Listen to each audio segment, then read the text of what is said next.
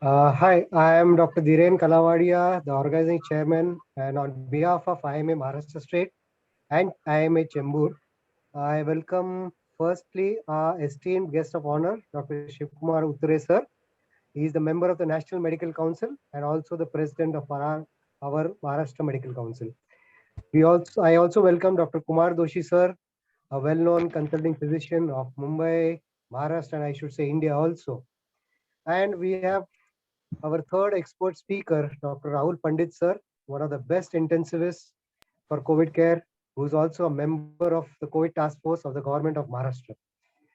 I welcome our IMA Maharashtra State President, Dr. Ramakrishna Londe sir, our IMA Maharashtra State Secretary, Dr. Pankaj Bhandarkar sir, IMA Chembur President, Dr. Egbert Saldana, Secretary, Dr. Vikram Khanna, my co-moderators, Dr. Rajni Gwalani madam and Dr. Kiran Mhatre. This COVID-19 webinar series, which we have named as COVID-19 A to Z, is we had conceptualized this with the intention to update ourselves with the ever-changing scientific data and be updated with the latest scientific knowledge so that we can manage our patients much better than what we have been doing. So today's CME, which is another CME, we'll be having many more like this. This is the fourth one which is going on. And today's CME, understanding COVID waves and proper treatment, hopefully will enlighten all of us. And hopefully it will be very engrossing because we have the best expert faculty of Dr. Utture sir, Dr. Kumar Doshi sir, and Dr. Rahul Pandit. So with this, I hand over the proceedings to the president of IMH Chembur, Dr. Egbert Saldana sir. Dr. Egbert. Thank you, Dr. Dhiren. On behalf of IMA Chembur, I would like to extend a warm welcome to our dear faculty members, Dr. Shivkumar Utture, Dr. Rahul Pandit, and Dr. Kumar Doshi. Thank you for spending a Saturday evening with us today. I think we have come a long way, 1 year now, and lots have changed in COVID, and that was the aim of this scientific session, that we update our members about the changing trend, because this disease has been changing with each day, with each month, So thought we need to update our members with this about the changing trends. Unluckily, we have lost a lot of our brethren to this deadly disease, and therefore I would like to dedicate this to the 735 doctors who we have lost. So I would request you to keep 1 minute silence for the souls of these COVID warriors who have died fighting this battle.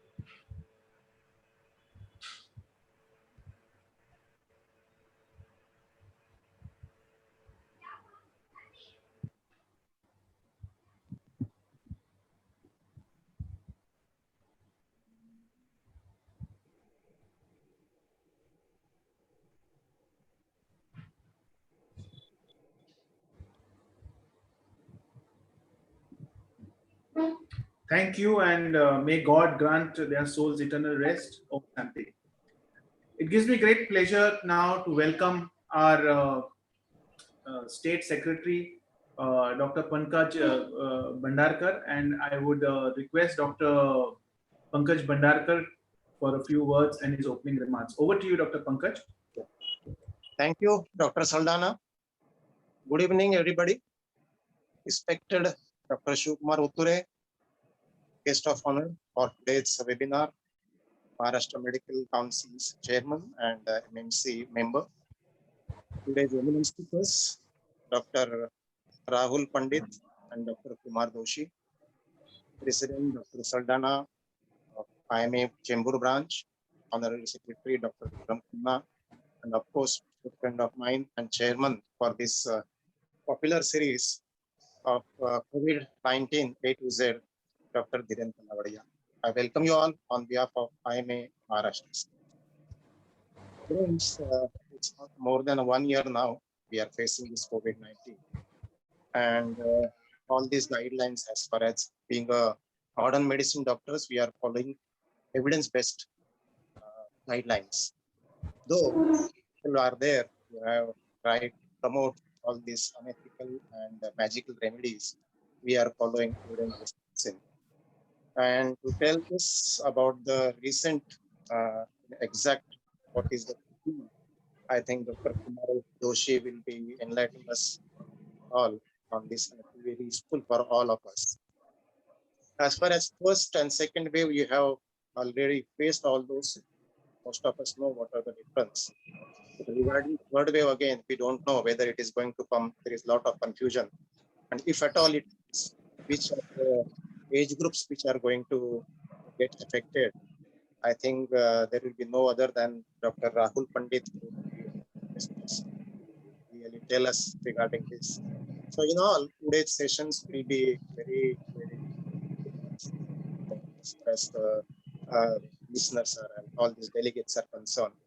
So I think Dr. Londe has not joined. So I wish you all the best and hand over for the further proceedings to Dr. Vikram Khanna. Thank you. Thank you, Dr. Pankaj Bhandarkar, sir, for your kind words. Without much ado, I would like to start the academic program for today.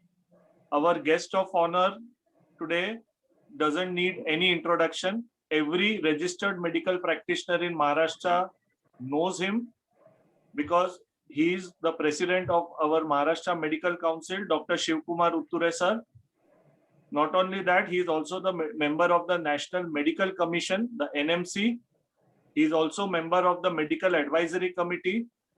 He is also fellow of the Indian College of Surgeons and the Maharashtra Association of Surgeons. He is a retired professor of surgery from the Grant Medical College and JJ Hospital. And he has received numerous awards, prominent among which are the Gandhi Award at the British Parliament, London in 2020, the A.K. Sinha Oration Award 2019, the Ati Vishishta Paryavaran Mitra Award in the field of medicine and public health, and the IMA National Award for Lifelong Services to IMA in 2015. I would request Dr. Shivkumar Utture, sir, to say a few words before we start our academic program today. Over to you, sir. Yeah, thank you, Vikram. Thank you for that introduction. Well, at the outset, I must thank you all for having invited me today over here.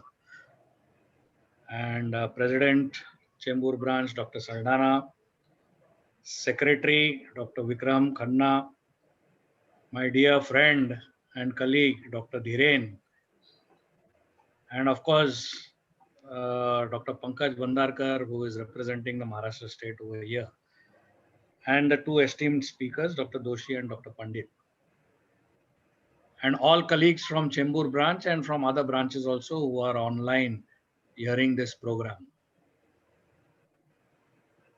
So let me congratulate the Chembur branch, because what you have said A to Z, I think we are somewhere in between to understand this disease. So we started, it was a new disease for us. We started learning about this disease from A onwards. And we are, I don't know if we are in the 1/3 or 2/3 or whatever it is, but we are still learning about this disease. And therefore it becomes extremely important that we have such CMEs on a routine basis. Because even the experts will tell you, you have Dr. Rahul over here and you have Dr. Kumar Doshi over here. Even they will tell you, though they are handling these cases day in, day out, they will tell you that every day they learn something new about this disease. And we have to thank these diggaj in this field of medicine, where they readily come and give us this knowledge or share this knowledge that they have acquired with all of us so that we can understand this disease much better and we can manage this disease better. And let me tell you, this happens only in the medical fraternity, where the seniors teach the juniors what they have learned. And that also, let me tell you, though I should not be saying this here, but there is no commercial aspect to this. In any other profession, if you see, may it be the lawyers, the chartered accountants, whoever, whenever they give a lecture, they are paid for that lecture. But I don't think in our faculty and our profession, it is ever, anybody ever asked for any payment or anything like that. So I must congratulate all these people who readily come and teach us what to do and what not to do as far as this pandemic is concerned. Now, what you have to understand is that since last 1.5 years, there is a changing trend, not only as far as management and the outlook for this disease is concerned, but also as far as the virus, the way it is acting and changing. In the first phase, we saw that it was the government hospitals, semi-government hospitals, which bore the brunt, and they used to manage these cases. During the second phase, it was the private hospitals which had to come forward and help the government entities and the government hospitals to manage when the numbers increase exponentially. And what we were seeing in thousands, we started seeing in lakhs over here. But now when we are expecting the third wave, and this, I think all the experts, though right in the beginning, someone said that I was an expert, but I'm not an expert on COVID. You have two great experts over here who will be sharing their thoughts. But I have been, as far as this COVID is concerned, right from day one at the center of this, especially as far as the administrative part is concerned. And let me tell you, in this third wave, it is going to be every individual doctor in his clinic who has to come on the forefront. He will have to come and start managing these patients, managing this disease, diagnosing these disease, and giving the proper, to your patients, the proper advice of what they should do and what they should not do. And therefore, it becomes very important that we continuously update our knowledge through these CMEs of what is happening on this front of the COVID. As you know, we are seeing variants which are coming, though there are many technical terminologies like variants of interest, variants of concern, etc., etc. But let me tell you, every variant is a concern for us. And the concern is because we are at the front line. We are the ones who are exposed to this disease maximum. So not only we have to learn how to manage the patients, but we have to learn how to protect ourselves also. As Dr. Saldana has said, that we have lost a lot of our colleagues. And basically, we have lost the colleagues because at that time we did not, especially during the first wave, we did not know how to tackle this disease ourselves, how to see our patients, what precautions to be taken. Now we have learned a lot. So I hope every individual doctor takes the proper care in his clinic, takes the proper protection, and treats every patient who comes to you as a potential positive patient. That is the only way that we can save ourselves. That is the only way that we can be around to treat hundreds and thousands of patients. Doctors are a very precious commodity in this pandemic. And you have to understand that we are irreplaceable. It takes more than 5.5 years to make an MBBS doctor, and nearing 10 years to have, super consultants like Dr. Rahul and Dr. Joshi. So we cannot wait for that long. So we have to be around. So please, I again request every member to take adequate precaution and adequate care of himself and his family members so that we can go on treating our patients in the proper way. And we will be ready for the third wave. Maybe some are saying that we may not get the third wave. But as I always say, that being ready for the worst and then expecting the least is going to be better than being hit like how we were hit in the second wave, where we were not ready for the second wave, unfortunately. And if you see the common citizens, even today, even in a place like Mumbai, in the marketplace, in the gardens, if you see, I am sure that, and Rahul will be the best person to tell you, that the third wave is expected. It's a question of how bad the third wave is going to be. But there are some projections that we may find even the death rates much more higher than what we have seen in the second wave. I hope we don't see that in India, especially if we go on vaccinating at the rate that we are doing. So by August, September, we should have completed majority of the first doses at least. And again, I thank Dr. Rahul and Dr. Doshi, especially Dr. Rahul Pandit, as I say, has become a page 3 person now. Even the common man knows him better than even they have forgotten about all those Khannas and those Khans and everybody. And everybody knows the names of these, our stalwarts, especially in Maharashtra, the task force people who have always come not only in the medical fraternity lectures, but I think even many a times, innumerable times, even on the TV, to tell the common man how he should tackle this disease and how he is supposed to act as per protocol in the future. So congratulations, Rahul, and congratulations, Dr. Doshi, for being on the front line and for being there for all of us as a medical fraternity, so that we can protect ourselves and we can protect our patients. So before I end, I again congratulate the whole team of Dr. Saldana, Dr. Vikram Khanna, Dr. Dhiren, for having such programs for our members. Though I know it is night 9:30, but I have seen some of these programs where I have been a speaker which go on up till 12 and 12:30 in the night also. And you won't believe it, people are there to listen to you, because today even the medical fraternity is sort of bothered, is to some extent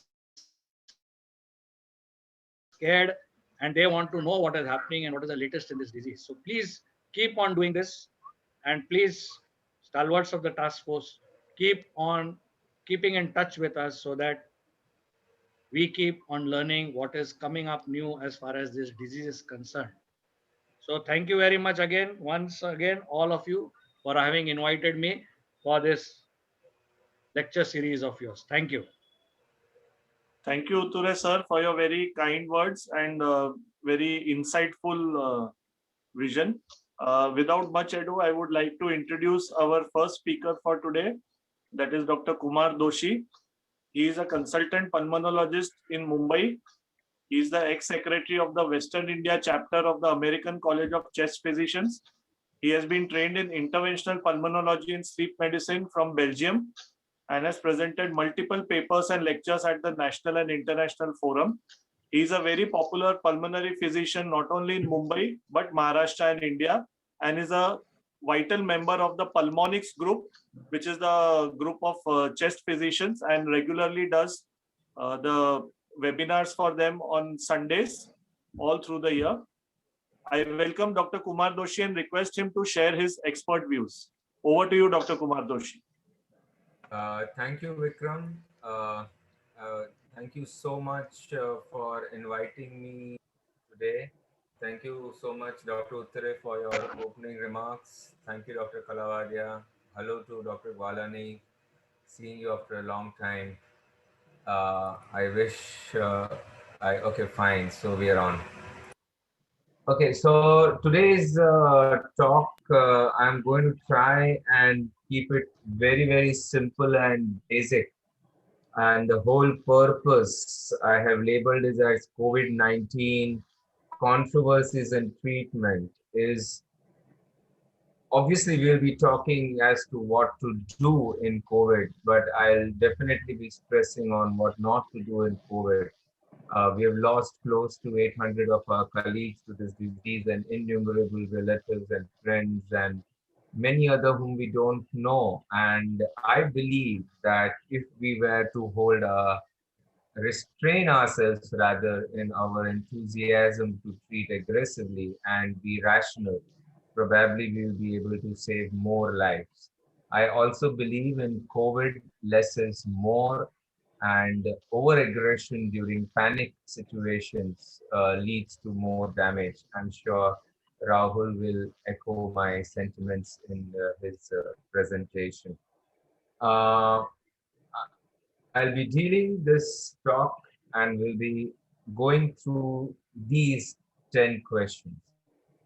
Do asymptomatic patients need any treatment? What investigations do you do in an asymptomatic cases? Do you do a CT scan at all? Do you scan everyone? Can temperature and saturation tell you all that you need to know? What pharmacotherapy do you initiate? Now, this is the question which probably is going to be a burning question in amongst most of you, because everybody just wants to know what exactly is to be done. Just tell us what is to be done and we are done. So what pharmacotherapy do you initiate? When do you use steroids? And most importantly, when do you avoid steroids altogether? When do you use anticoagulants? Is it end game for remdesivir? And what is the time to use the MABs and the NIBs? A lot of fancy molecules are there in COVID therapy. Today's audience, I am told, that are probably not so involved in the hospital management. We are more in the OPD management.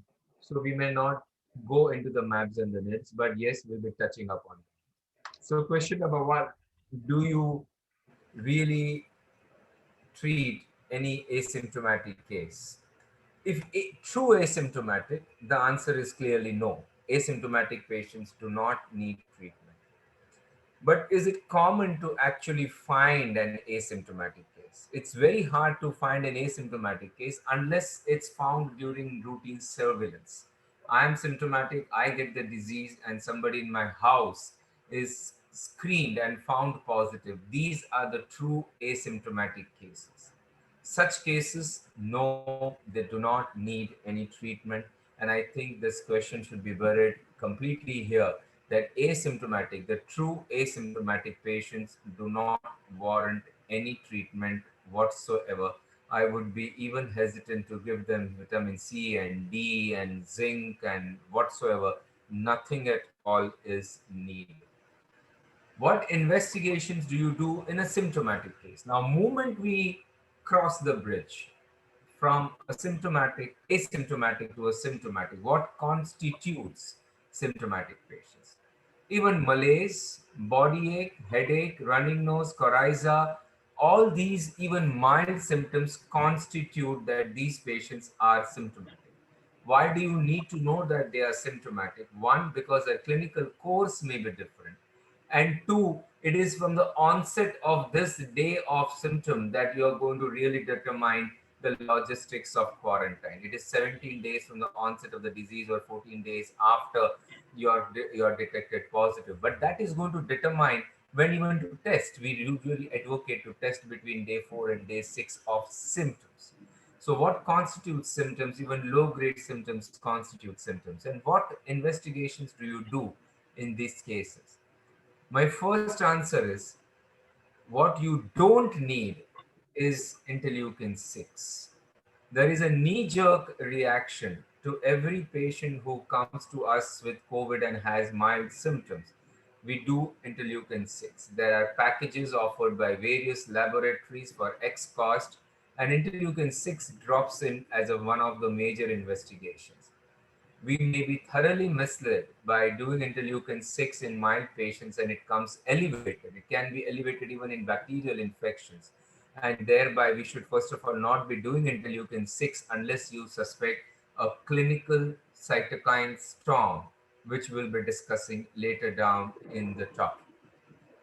We can do a baseline blood count to look for leukopenia, we look for lymphopenia, look for eosinopenia, which can be the markers of the disease, look for liver functions to see if there is any inflammation or raised in the enzymes, which is quite commonly found, and also have a baseline renal functions, which in case you need to give them specific antiviral drugs, we need to have a normal renal functions. We can add on tests like CRP and D-dimer if resources permit. In the mild case, D-dimers will also guide us to differentiate between the mild moderate disease and further decisions down the line for add-on therapies. LDH and ferritin need not necessarily be done in all the cases, but if you do have resources, we can add on LDH and ferritin, especially those who are elderly and the ones who are having comorbidities, because extremely elevated ferritins does predict a lung injury which is coming in. Ferritin is a key mediator of immune dysregulation. Extreme elevations of ferritin contribute to immunosuppression and pro-inflammatory effects in storm. Also are elevated in diabetes mellitus, and hence diabetes also contributes to the morbidity. Not moving forward.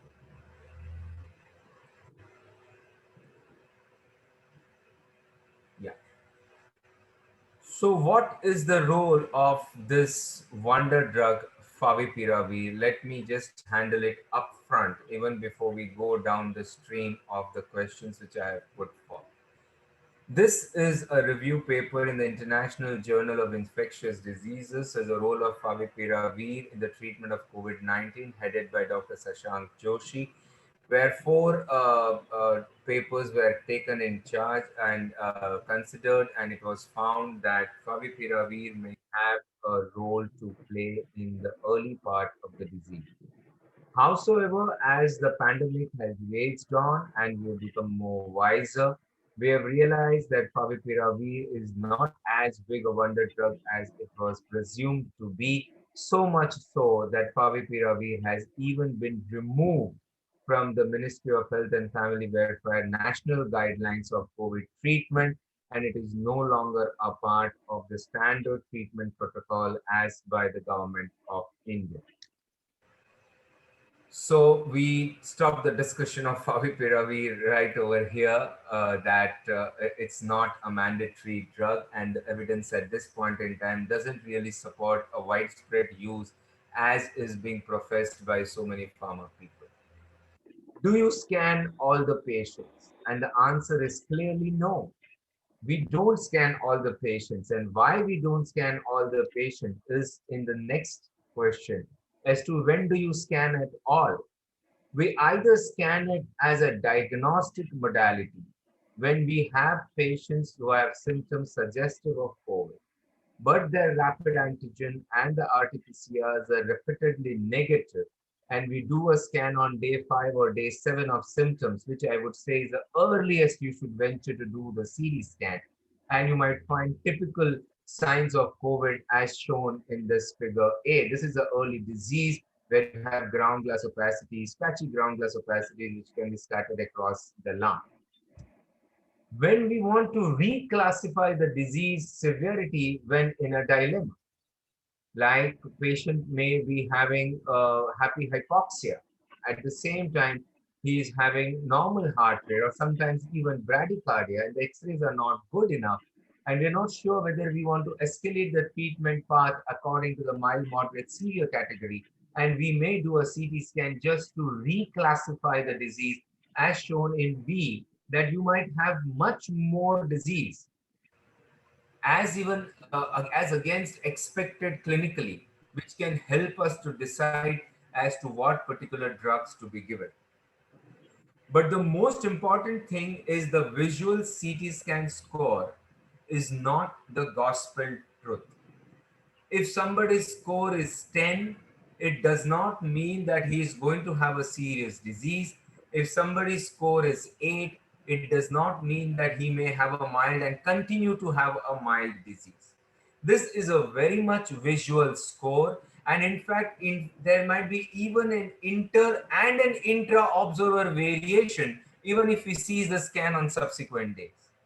The example I can give is I had a young patient with a large amount of fever, which was way back last September, when the guidelines were clearly in favor of giving remdesivir in the moderate cases. This patient had very high fever, and the CT scan score, when I saw it, because the report was not ready, But when I saw the video, I felt that the CT scan score was 10 plus and he deserves to be given remdesivir. We gave him remdesivir. On day 2, day 3, he started getting better. It was only to my utter dissatisfaction that 4 weeks back I received a letter from the insurance company that the CT scan was scored 8 by the radiologist. According to the guidelines prevailing at that point in time, you were supposed to grade it 10 and above to be a moderate case. Why was remdesivir given at all? Now, I can't sit and discuss with the insurance people that this scoring is not a gospel truth. It is like an ejection fraction of a 2D echo, where 5 cardiologists might vary in their estimation of ejection fraction from 50 to 60 or sometimes 65 because it's a visual impression. The most important point which I would like to make is the fourth point, that scoring a follow-up scan. I and Rahul were there in one of our Pulmonx meeting very long time back when we discussed use and abuse of CT scan, where we kept on discussing that we don't need a score on a follow-up scan on day 10 and day 12, where the relatives will come and say that the earlier score was 12 and today it is 17. You don't need to worry.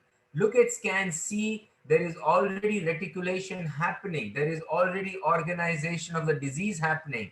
Look at scan D, there are subpleural curvilinear lines which are coming in. These are the signs of organizing disease. The score may appear large, but it doesn't mean that the disease is worsening. It could even mean that the disease is organizing. So scoring a follow-up CT scan, you would be very, very counterproductive. Now let me question a very basic question, which is going to be pertinent to each one of us. Despite doing all the inflammatory markers, can just checking the temperature and saturation tell you all that we need to know? And my personal belief is yes. If you were to check your temperature well I mean is with a mercury thermometer and not with a digital thermometer, putting it below the tongue sublingually for 3 minutes and taking an accurate measure of the temperature. We all know that the deadline for the temperature being normal is 98.6. Anything more than that, we start considering as fever. If you know the fever pattern very well, and you know the pulse oximetry very well, even the pulse oximeter, we need the readings at rest and on exertion.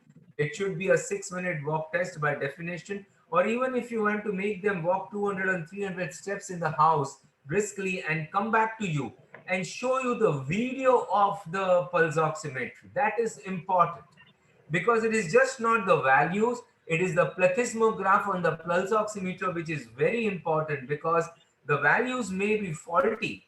The meter might not be reading your pulse, might be still showing you a default value, and he might call you up in panic. And this is where we need to be careful in any oncoming waves. To me, a wave is nothing but a large conglomerate of patients which are logistically difficult to manage. If we make our logistics simple, if all those panic 90 saturations are seen physically over the video until the plethysmograph comes and you realize it is not 90, it is 94, the patient need not rush to a hospital, he can still be home. The panic can be managed if we can stick to the basics. And thereby I feel that even though we may have an access to all the investigations, an afebrile patient and a patient with a normal saturation still fits into a very mild variety of disease who generally need nothing at all. And thereby, despite all the markers, I would still say that knowing your oximetry values well and the temperature record well saves you a lot of trouble. Question number 6. Let me go to the key question right away. I believe I have 15 more minutes. Let me go to the key question right away. What pharmacotherapy do you initiate? And the first thing which comes to everybody's mind is ivermectin. It used to figure in the Maharashtra task force and the AIIMS protocol in mild cases. But at this point in time, even the Ministry of Health and Family Welfare, the AIIMS protocol, and to my best knowledge, even the Maharashtra protocol has given up even as a conditional use in their protocols. Rahul will probably guide me better. I don't think it figures in it at all, because there are no randomized double-blind placebo-controlled trials really exist. The only paper which supports its extensive use is the one below, where the review of emerging evidence demonstrating the efficacy of ivermectin by Dr. Pierre Corey. Dr. Pierre Corey is the one who bears the flagship of the FLCCC group. Is even made a passionate plea to the Senate of the United States to introduce the so-called miracle drug ivermectin. But though we may all be using it, we may not really have a very strong merit, because in each every paper where ivermectin has been used, it has either been used with other immunomodulators or even steroids. So we really don't know whether ivermectin by itself is working. I would be glad to find out what the Oxford trial, which is currently underway with the utilization of ivermectin upfront, even in mild cases, to find out whether it substantiates the in vitro effect of reducing the replication of virus can be potentiated. If that can be propagated, yes, it can still become a blockbuster molecule.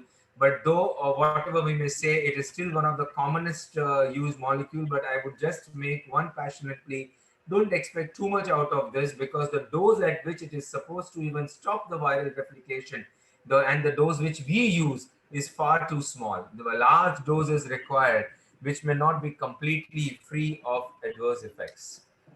What about the other drugs? Doxycycline, azithromycin, hydroxychloroquine. We have all gone through these right from the beginning of the pandemic till now, and eventually have settled down, and we have bowed down to the disease and told them that no, these drugs don't work and they really don't make any major dent into the disease, though hydroxychloroquine still stays in use in many state task forces, and but it is conspicuous by its absence in the national task force. All of these drugs are dogmatic, except but yet doxycycline is preferred over the other if at all you want to use the antibiotic, because it has its own immunomodulatory and probably some amount of antiviral effect as well. However, the WHO is extremely clear and has a very clear position on this medicines, and their answer is clearly no. When do you use steroids in COVID, and when do you avoid it altogether? I would just go back to the paper, the landmark paper, which helped us decide what dose is really going to be useful, and that is the recovery trial. And the recovery trial is an ongoing trial, and it has virtually used many medicines beyond steroids. It has used tocilizumab, it has used baricitinib, and many of those arms are still going on, and the jury is out. Please avoid steroids in the viremic phase. And I'm telling you the avoidance first. And the viremic phase is the first 7 days. And you can probably use it in the inflammatory phase only if clinically warranted. And this was the recovery data, which I will just go through the graphs, where all participants, when they were given dexamethasone, the mortality was lesser. Oh, sorry. Yeah.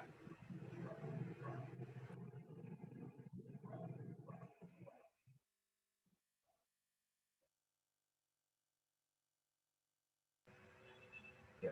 When it was given in the early part of the disease, when it was who are not on oxygen, there was far lesser mortality. With oxygen only, the mortality was also lesser. But it was also found then when it was given in the early part of the disease, the same trial showed the mortality was actually higher. In short, please avoid steroids in the first 7 days of the disease. You may actually end up being a reason for a preventable death of a COVID patient. So the first take-home message after all this, that nothing really works except steroids, is in, but that too in the inflammatory phase. That is the second week of the disease. And please avoid steroids in the first week, because the data actually says it's more harmful in terms of mortality than beneficial. Or is it not going forward? Sir, just click on the presentation and then change. Sorry? Just click on the one time on over the presentation and then change. Yeah, it is. Yeah, done. So the next question is, when do you use anticoagulants? Now, anticoagulants, I would just go through this 4 lines, which is very, very important to you, this thing. Broadly, anticoagulants are not to be used in a mild disease. Mild disease are the grade 1A, B, C disease. I would tell you what 1A is. It is less than 40 years of age without any symptoms, with very mild coryza. 1B is 40, more than 40 years of age, and 1C is more than 40 with having comorbid diseases. Now, the grade 2 disease has A and B, of which the grade 2 disease, which is a moderate disease, A is the one without hypoxia, and 2B is the one with hypoxia. And grade 3 disease is the one which has a frank COVID pneumonia, which is a hypoxemic disease. So parenteral anticoagulations are to be used in a prophylactic and therapeutic dose from moderate disease grade 2A onwards. He may have a COVID pneumonia even without hypoxia. We should be using anticoagulants. So parenteral anticoagulants are indicated in acutely ill hospitalized patients, and we do hospitalize moderate cases. Hence, it is indicated in moderate, severe, and critical disease. Low molecular weight or fondaparinux is preferred over ultrafractionated heparin due to lesser patient contact of the healthcare staff and no need to monitor prothrombin time. And enoxaparin is more preferred low molecular weight heparin. The most important thing which I want to tell you, that we do make shortcuts, and there is a knee jerk and an itch in everybody's hand that instead of parenteral anticoagulants, let's start using oral anticoagulants. Uska hospitalization bach jayega. That's not the way to go. We are using anticoagulants because the patient needs hospitalization in a moderate case. And then it has to be parenteral anticoagulation. Just because the newer oral anticoagulant agents are available, we cannot make an exception and start them in lieu of a parenteral anticoagulation. That is a very common practice which needs to be curbed, especially when we are really worried about third wave and we are really mourning here of 765 deaths of our colleagues. Dosing of anticoagulations, moderate disease, we need to have a standard weight adjusted prophylactic dose of enoxaparin 40 milligrams. Severe and critical disease, if your weight is till 70 kgs, we need enoxaparin 40 milligrams twice a day. And diagnosed and highly suspected macrothrombosis, I'm not talking of microthrombosis, I'm talking of macrothrombosis. And that is the time we give therapeutic enoxaparin of 1 milligram per kilogram 12 hourly subcutaneously, or 1.5, we can go as high as 1.5 milligram per kilogram as well. Beware, whenever the patient has renal insufficiency, we should not use the low molecular weight heparin and go back to the ultrafractionated heparin. What about post-discharge? This is the very, very common situation as to what do you do. Something happening. Yeah. What do you do post-discharge? How many weeks of anticoagulation would you give? I would first go through the criteria. This was in the postgraduate journal of the British Medical Journal, where they calculated the modified venous thromboembolysis score. I'll have to minimize here. Yeah. The VT risk factor, the score is if you have previous venous thromboembolism, it's score 3, known thrombophilia 2, lower limb paralysis or paresis 2, history of cancer 2, ICU stay 1, complete immobilization more than 1 day, and age more than 60 years. And according to MIV score, if your score is more than 4, we give 2 weeks of post-discharge anticoagulation. If your MIV is more than 2, but the D-dimer is more than 2 times upper limit of normal, generally 1000 FEU, then again we give. If your age is more than 75, if your age is more than 60, but your D-dimers are more than 2 times upper limit of normal, If your age is between 40 and 60, with D dimers more than 2 times upper limit of normal, and your venous thromboembolism and malignancy, again you give. But societies across the world are divided on this, and I will go through the 5 major societies. That is the International Society on Thrombosis and Hemostasis, American College of Chest Physicians, Global COVID-19 Thrombosis Collaborative Group, the SIGN, and the NICE. The International Society of Thrombosis and Hemostasis, on the outpatient, they don't want any anticoagulation. They have simply said no and consider 14 days of anticoagulation. But even in this, only 50% of panel agreed to give 14 days of anticoagulation. 20% of panel wanted to give 30 days of anticoagulation, and 30% of panel did not want to give anticoagulation. So it's a divided world. American College of Chest Physicians, post-discharge, no recommendation of anticoagulation. Global COVID-19 thrombosis, consider up to 45 days of patients at increased risk. That is, we go back to the MIV score and estimate the risk. The SIGN, consider 2 weeks, NICE minimum of 7 days. Treatment, so may need to complete this course at home if the length of stay is less than 7 days. So it's essentially a divided world, but we have, as clinicians, we have to measure the propensity of developing embolism on the basis of whether he's obese, whether he is bedridden, whether he had previous history of thromboembolism, whether he has malignancy, whether he has D dimer which is more than 2 times upper limit of normal. Now this also clears some air that D dimers between 500 and 1000, we no need to be so desperate to initiate anticoagulation there and then. Again, evaluate the risk of thrombosis and then do it. What about remdesivir? Is it end game for remdesivir? I'll go back to only the ACT trial in NEGM. Rem was actually superior to placebo in shortening the recovery time. But how much was it superior? It reduced the hospitalization by 3 days. That is all what REM was for, beneficial. But REM was beneficial in across all the groups. Whether the patient needed oxygen, whether the patient didn't need oxygen and he just had a non-hypoxemic COVID pneumonia, and even those patients receiving mechanical ventilation, REM was slightly better in reducing the length of stay. However, we come down to the Solidarity WHO sponsored trial, which was a very large trial, 5-arm, wherein it was remdesivir with interferon beta, lopinavir, ritonavir, chloroquine. And in the Solidarity trial, there was no benefit of over placebo of remdesivir over in-hospital mortality. But Solidarity trial was looking at mortality, but the ACT trial was looking at early discharge.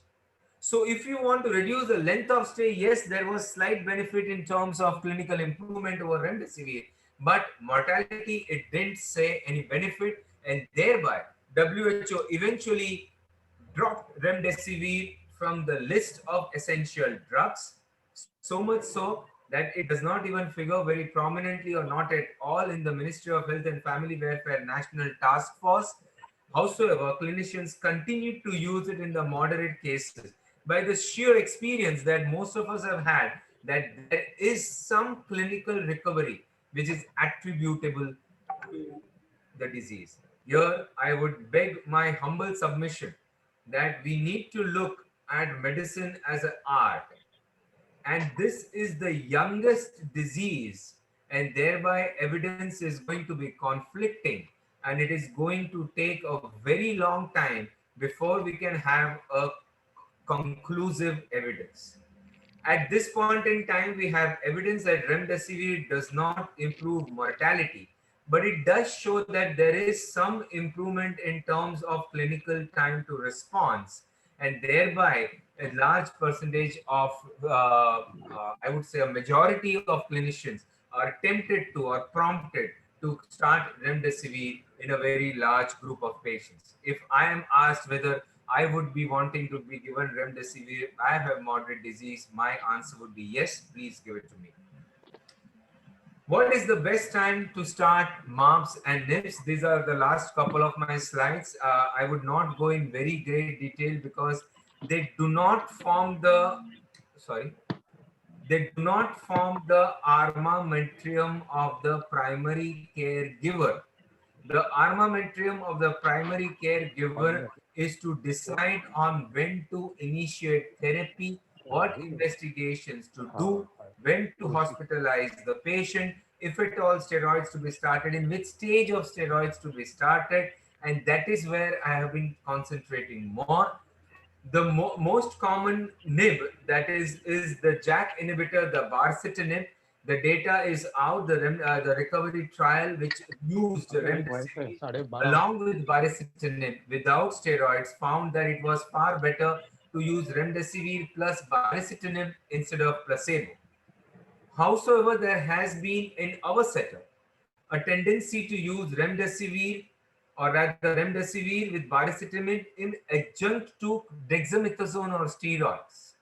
I must say trials are on for using remdesivir, baricitinib with steroids, but the data is not yet completely convincing and out whether it should be done. We should be treading on this tough waters very, very carefully. And because baricitinib today is available by more than 10 companies and it is available at any registered medical practitioner's prescription, we should avoid the itch to prescribe it because it can lead to very serious repercussions. So this is the NIAID ordinal scale of COVID-19 severity. I will just go through this. One is the not hospitalized, no limitation of activities, our home patients. Two is the not hospitalized, limitation of on activities. Three is the hospitalized, no supplemental oxygen. Four is hospitalized but no supplemental oxygen, your 2A patient. Five is hospitalized supplemental oxygen, that is a 2B patient. And 6, 7, 8 are hospitalized non-invasive, hospitalized invasive are the grade 3 patients. The drugs which are effective, that is the dexamethasone, are the ones which are in hospital are patients with moderate disease, hospitalized supplemental oxygen. Steroids are not even indicated in 2A, where they are hospitalized but not on oxygen. Here, I would like to make a humble submission about the indication of steroids in non-hypoxemic patients, in a select group of patients where the fever refuses to break, even beyond day 7. And that is the time we have used steroids to extremely gratifying results, but it has to be used with extreme caution. Remdesivir can be used from grade 2A patients onwards, but not on the ones who are already mechanically ventilated, and baricitinib on those patients who are hospitalized and supplemental oxygen.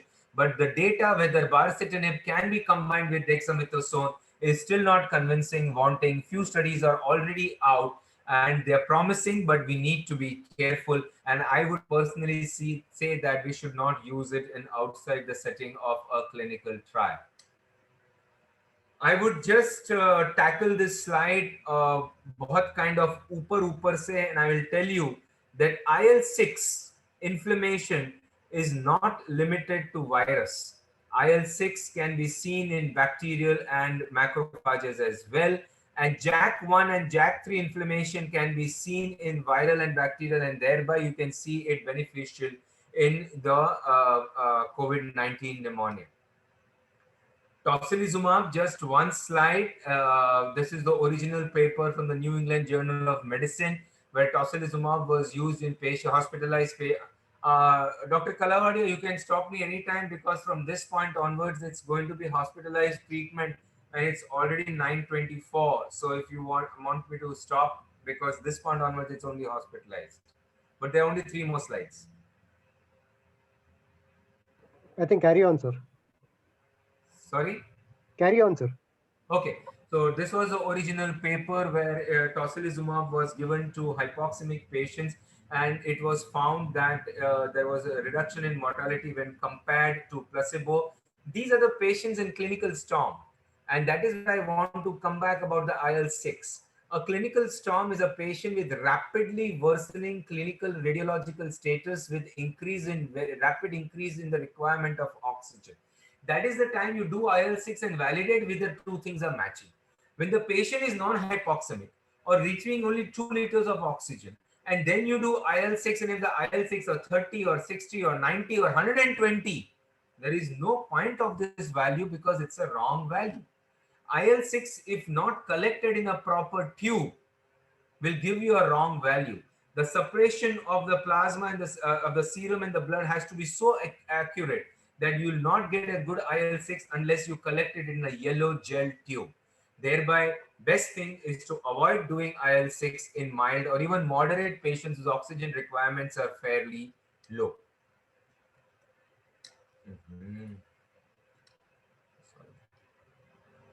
The REMAP-CAP trial also showed that the probability of survival with tocilizumab, all the red graphs were better. The probability of survival was better all across. It in fact even used the sarilumab, and sarilumab was at least better than control, but tocilizumab was the best. The recovery trial, again, an extension of the, I told you, the UK trial. Now we have more than 4,500 patients which are enrolled in the recovery trial, showed a benefit of tocilizumab in terms of mortality. And when all trials were compared, that is the Cork Immuno, the RC-TEST, the BAC, the COVACTA, the IMPACTA, the REMAP, the Tosibras, the recovery, all trials amounting to more than roughly about 4,000 patients, the jury was in favor of using tocilizumab in clinical storm, not ad hoc, not in patients just because they are having a moderate to severe disease. They have to be in a storm where the timing, the window of utilization of tocilizumab is very, very important. It's all about timing. This is one paper about bevacizumab, which came out from Bangladesh, which I'm willing to skip because it's a solitary paper. But I would like to tell you about the plasma trials, the convalescent plasma in the management of moderate COVID-19. This was an open label, it was not blind, open label phase 2 multicenter randomized controlled placid trial, and it was found a negative trial in terms of reducing mortality. The only benefit it was found if it was given extremely early in the first 3 or 4 days of the disease, where the patients are having such mild disease or maybe not even diagnosed at that point in time that it is probably not even feasible to think of plasma therapy at all. All in all, once you have lung destruction happening, plasma is not going to work. So that's my presentation. I have stuck to time. Thank you so much for a patient hearing. I hope I tried to make things simple and clear for all of you.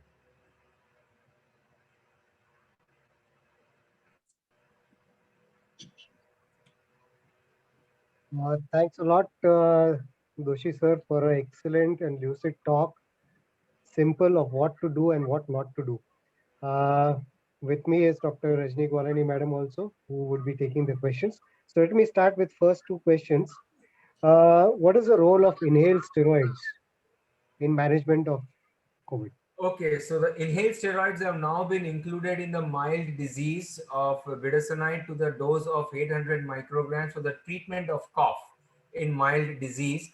There was a lot of noise about cyclosinide inhaled also, and it was actually kind of dubbed to be antiviral in its properties, but the jury is still not out. But yes, inhaled steroids have been accepted by the task force. Rahul will also probably agree with me on that for the mild disease, for the treatment of cough, inhaled steroids have already been accepted form of therapy. So just a clarification, sir, if there is no cough, no role of steroids, or we take it as an No, absolutely not. There is no need to give inhaled steroids if there is no symptom, no cough. Molnupiravir, how good is it? Come again? There's a new drug which is, there's a question of Molnupiravir. Yeah, so molnupiravir, we should be able to, it's a very interesting drug, a 5-day therapy, and it's going to be, and it reduces the viral replication and clinical recovery. The mortality seems to be going down, but the complete data is going to be out only by September. And by the time the drug is marketed, it will be probably early January next year. I just hope we don't see COVID by that time. Dr. Rohit from Amravati wants to know at what level can we achieve herd immunity? Well, I'm not an epidemiologist, but the figures are between 60 to 80% of infection in the community is that is the time when you achieve herd immunity. Okay, Dr. Niranjan Akura, past president, is asking, can rapid antigen test can be false positive? No, the specificity of rapid antigen and the RT-PCR is close to 100%. Extremely rare to get a false positive. It's science, so never say never, but it is close to 100%. Sir, since there is no clear-cut guidelines on what to use, what to not use, what are the medico-legal implications of using or not using a particular line of management as a clinician? If you want to be, I think Dr. Shivkumar Utture probably should be able to guide us better, but we know few things, and we know few things which harm. I think we might be questioned adversely if we are to put someone on steroids in the first week without justification. I also feel we might be questioned adversely if we were to use tocilizumab in absence of clear-cut storm. I also feel we might be questioned adversely if we exceed the dose of steroids beyond the prescribed dosage. The recovery trial used steroids in the dose of 6 milligrams of dexamethasone, which equates to 40 milligrams of methylprednisolone. Till 80 milligrams, which probably is still reasonable, but giving 120 and 240 milligrams, it would be very difficult to justify ourselves as to on what grounds did we actually do that. So the guidelines are clear. They are only meant to guide you. You have to use your clinical acumen. But as long as you don't do something which is clearly harmful, everything else probably is not going to be questioned adversely. I would want even Rahul and Dr. Utture to comment on this question. I think Dr. Utture is just left. He'll be joining in some time. He's already there. He's there. Please come back. Okay. Yeah. Miss anything on COVID, especially when we have such speakers. Sound. Yeah, answering. Can you hear me? Yes, sir. Yeah. Sorry, I had the mic on top. So basically, as far as the question which was put up, medico-legally, what is the problem? Now, let me tell you, we have had an extensive discussion even in the council. And we had one of the first councils to have come up, and the same thing I have put in the National Medical Commission also, where a resolution was passed in the Maharashtra Medical Council that anything done in good faith by that clinician during treatment of that patient at that time, at that time will not be held medico-legally against. Why every word that I have used is very important, because we are seeing the protocols which are changing day in, day out. Okay. So we have been getting cases now where there have been complaints against the doctor that he has treated my patient in such a way, whereas the protocol today says that you are supposed to treat him in such a way. And that is the importance of knowing what was, you have to stick to what are the directives which is given by either the ICMR or by the task force. If you stick to those guidelines during that period, I don't think you will ever be pulled up, maybe by the MMC, or may it be even by the court of, the consumer court or anything, because we have given you protection and you can make use of this protection in whichever court you have pulled up. Thanks a lot, Utture sir Kumar, and last Dr. Doshi sir, for giving both the perspectives, one from MMC and one from the clinician in private practice. So if I'm not mistaken, Dr. Utture, if I were to summarize and make it very simple, if you do not use steroids beyond the prescribed limits, if you do not use steroid in the first week, if you do not use tocilizumab in an unindicated and an irrational way, we would all be largely safe. Am I correct on that? Yeah, absolutely. Not only that, we also believe, I think you have put one sentence that way, that it is a clinician who is ultimately superior to all whatever, protocols are set up by WHO or for that matter, ICMR also. So we believe that the clinician ultimately he always has the good of the patient whenever he is treating that patient. So even if there is some untoward complications or death, when he is treated in a way where the advisory is there of the task force, then we don't take it against him at all. Thanks a lot, sir. Just one question for Kumar, sir. Little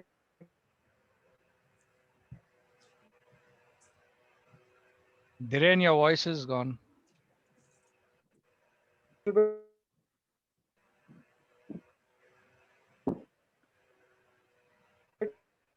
I think we have lost. on long COVID. Do we treat it? Can you, hello, I can hear. Can you hear me? Yeah, now we can hear Can you you. hear me? Now we can hear you. Yeah, maybe. Okay, I just put the video. Last question for Kumar Doshi, sir, from my side. A little bit on long COVID, and do you treat it or you just monitor it? Sorry, what's the question? Long COVID disease, long COVID. Non-COVID what? Long. Long. Long. Long. The new terminology, What is long long COVID. Long COVID.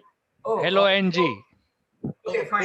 Post-COVID So, syndrome, would you treat it or would you Post-COVID. monitor it? That's what he's asking. So the question is, what is long COVID and how would you treat it? Well, the question is, what is long COVID? Would you treat it or monitor it? That's what he's asking. Okay, fine. So a significant percentage of population is experiencing symptoms after the 14 or the 21 days of the clinical timetable of the disease. These symptoms include shortness of breath, a lot of fatigue, headaches, and a lot of people having memory issues, taste issues, largely respiratory in terms of shortness of breath and cough, largely cognitive, malaise, which are and there is one paper from US which even suggests that at least one symptom may even continue till 6 months of the disease. Treatment is usually supportive and reassurance largely, especially in respiratory situations when there is some post-COVID fibrosis. The debate is that whether we should start antifibrotic drugs, but we have seen that up to 8 to 11 months of follow-up, there is a spontaneous recovery of those fibrosis patients and a very small percentage of patients who have persistence of the fibrotic disease. So antifibrotics are also not warranted.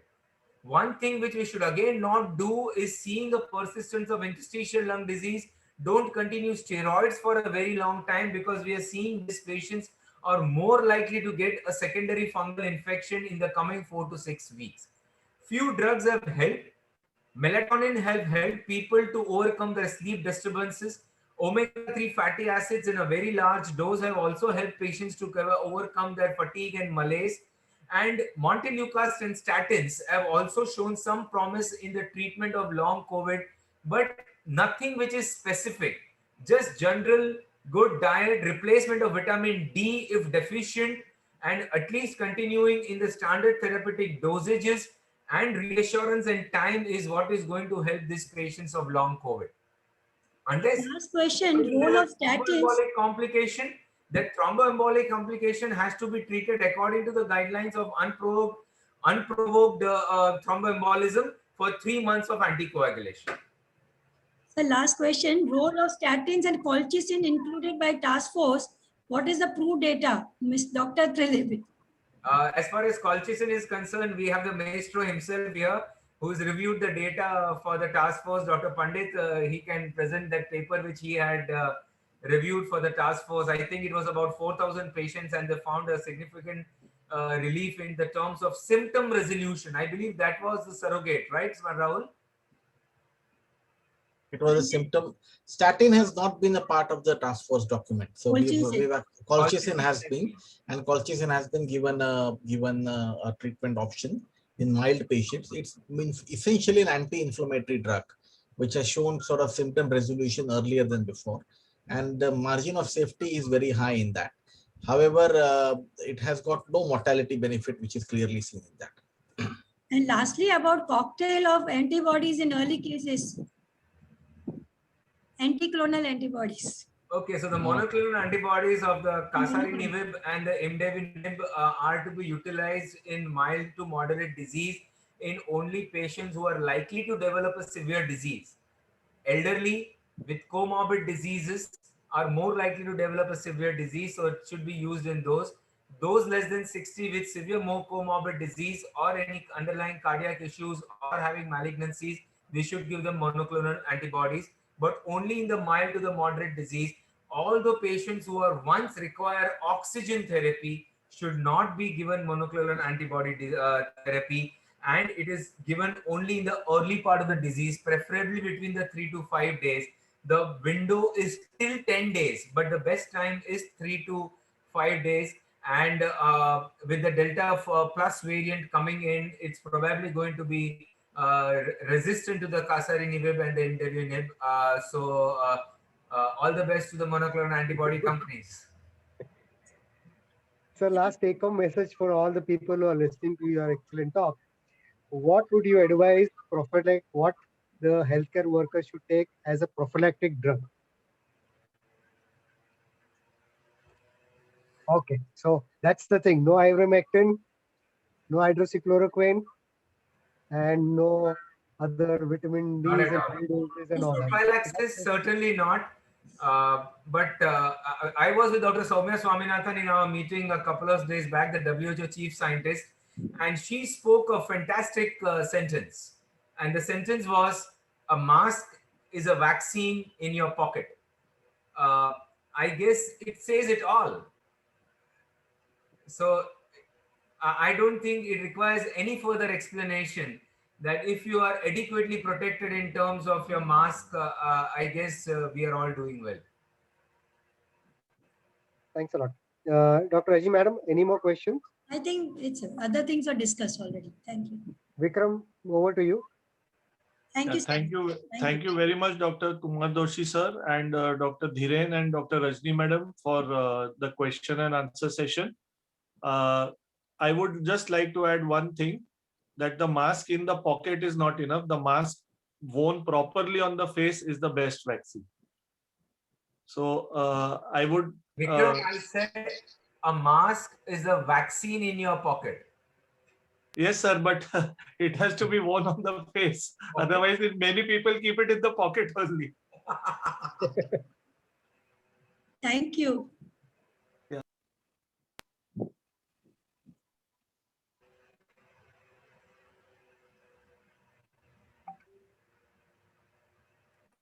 Before moving on to the next speaker, I would thank Lupin Respira Spiritus Division for their educational grant and for providing us this audiovisual platform, which is very seamless. And today also happens to be the death anniversary of the founder of Lupin, that is Dr. Deshbandhu Gupta. So our homage to him, and on this day we are doing the webinar also. So congratulations to and thank you to the Lupin team. Our second speaker for the day is Dr. Rahul Pandit, who again needs no introduction. He is there everywhere in the newspapers, in the TV channels, and most of the webinars he's seen around. But it is my duty to do a proper introduction. He is the Director of Critical Care at the Fortis Hospital at Mulund in Mumbai. He has been the past chairman and the vice president of the Indian Society of Critical Care Medicine. He is a member of the Supreme Court appointed National Task Force for COVID Management and also the member of the Maharashtra Task Force for COVID. Without much ado, I would request Dr. Rahul Pandit, sir, to enlighten us about the various waves of COVID and what to expect from the third wave. Over to you, Dr. Pandit. Thank you very much, Dr. Khanna, for the introduction, and good evening, everyone. It's almost late in the night now. It's almost 11:15, but it's a pleasure indeed. And I'm just going to start off with sharing my screen.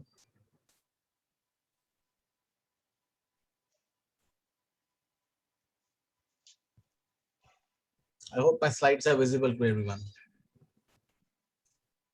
Thank you. So the topic for the day, which was sort of discussed with Dr. Khanna, was that he would like to speak would you like me to speak between the waves? And I just thought that, Between the Waves actually is a beautiful novel, which has been converted to a movie as well, Between the Waves. And it really is a story that we can almost, each one of us, pen down their own experience of what they have gone through in the last 17, 18 months. I could start off with my story of being COVID positive to sort of taking up the COVID care right at the beginning when many private hospitals were very hesitant about that, to what we have been doing today. But these waves are different, and these waves are not the nice, smooth sailing wave. These are the choppy waves which we are in right now. And if you look at the overview of the pandemic currently going through, and this is a slide taken from one of the WHO websites, it essentially talks to you about 5 or 6 stages of COVID going through. And it's a multifaceted pandemic, which is what we have realized, honestly. The pandemic has accelerated between the second and the first and the second wave, and now probably between the second and the third wave in many countries. What we are seeing, the pace at which it is moving around and it is shifting is quite rapid. And that sort of scares everyone out here, no doubt about that. And as we were talking before, that whether it's a first wave, second wave, or third wave, each one of them has had its own set of unique problems. The first time around, we were really not aware of what to look for. We were all, if I may say, COVID uneducated.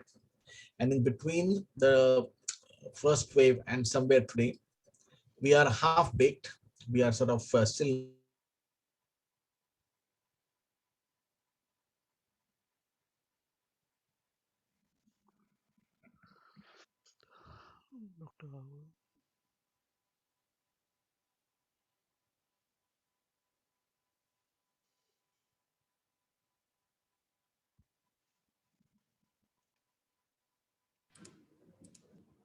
COVID-19. So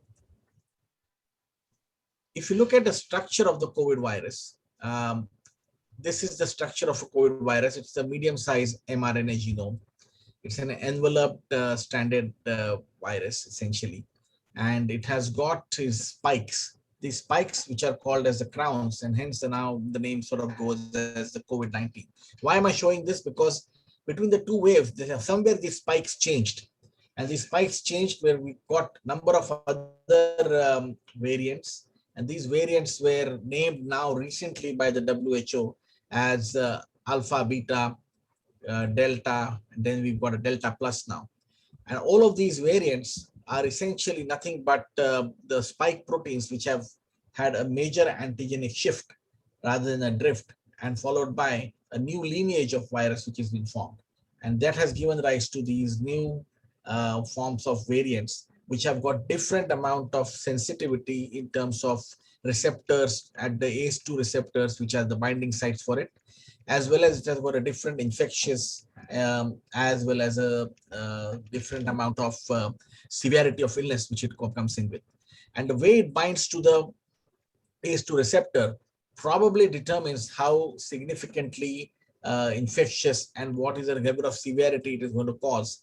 If you can see that some of these new variants which have come have essentially got upper respiratory bypass, and what they go through is they could go through directly into the ACE2 receptors, which are present at large into the alveolar cells in the lungs, and cause a significant amount of damage in the lungs. More so in the second wave, we saw that the progression between mild to severe was significantly narrowed down. And we hardly had any time before patients would realize that from onset of symptom to become hypoxic, they were having a very, very short course of time, less than 48 hours, as I would say in some of them, where at 48 hours ago, they were completely fine. And within 48 hours, I was finding these young people on ventilator. Between the second and the first wave, we also realized that the initial thought process that it's a fomite route transmission, it's got a short range airborne, probably transmitted by aerosol. All of that changed with the Lancet paper which came through. Now we all know that these fomites, these viral particles, can actually be transmitted by medium and large droplet forms for several meters, up to 10 meters.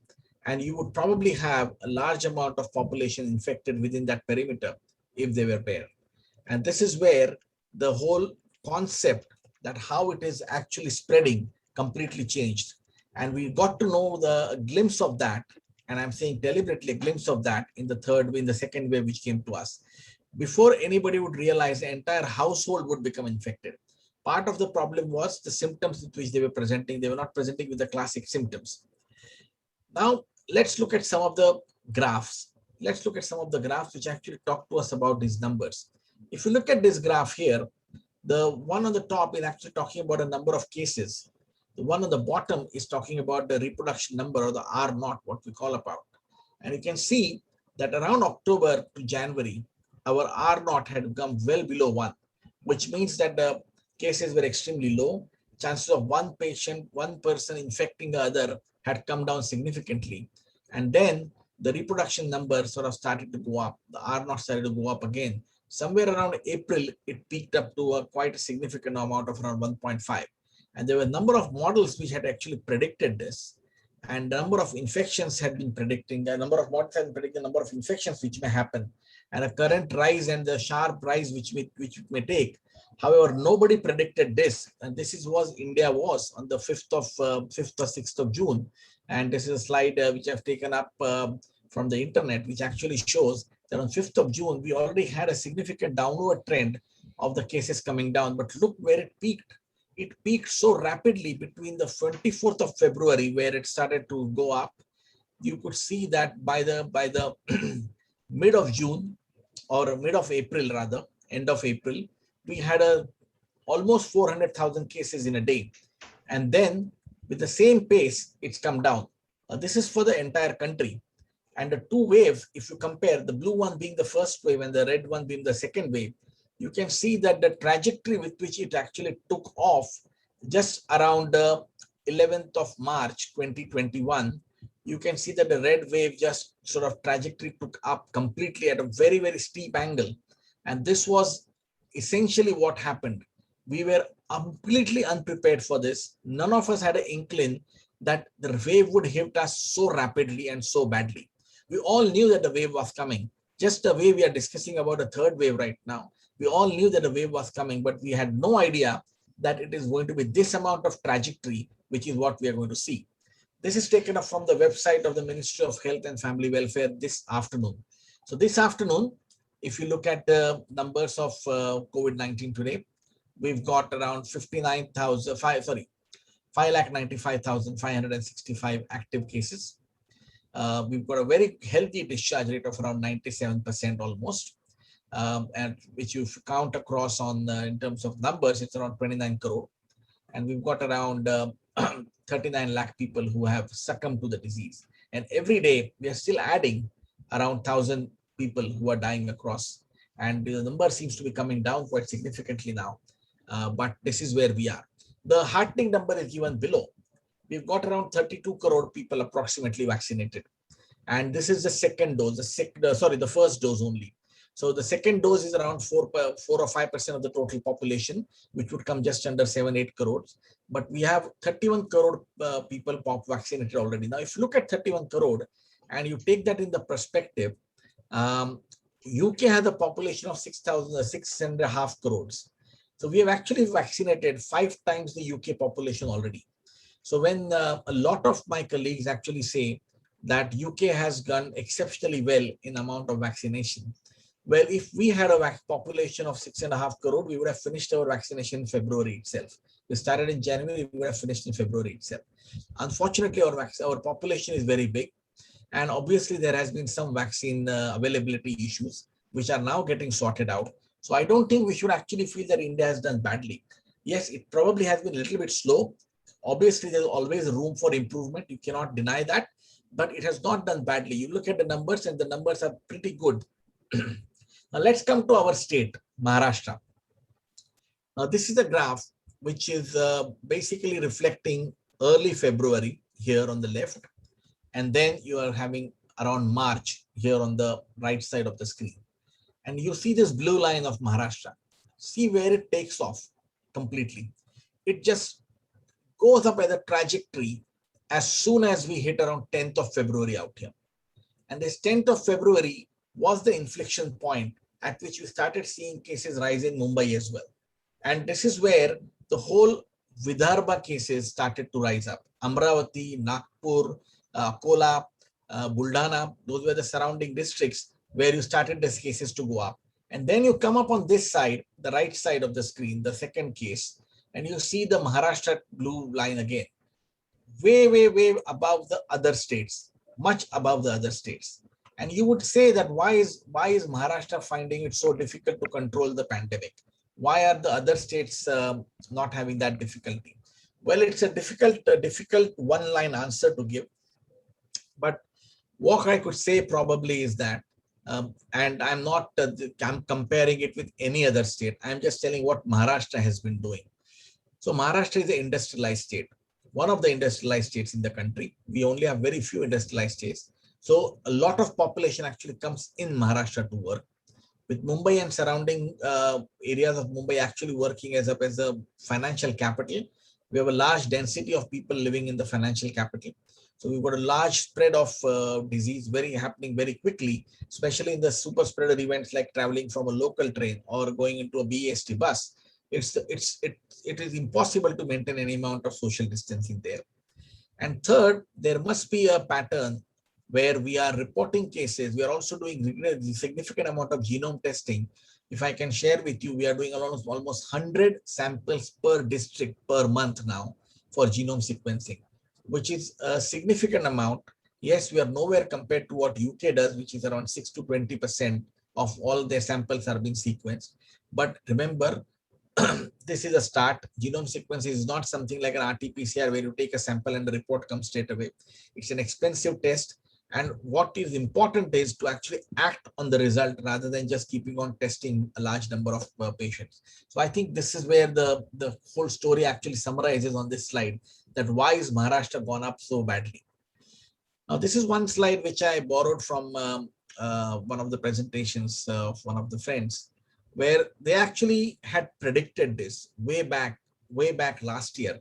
They had predicted that if the cases keep on going in the similar way that they are going right now, then the light blue, the status quo would say that by the end of around June and then going up to December here, we would have a steady decline in the number of cases.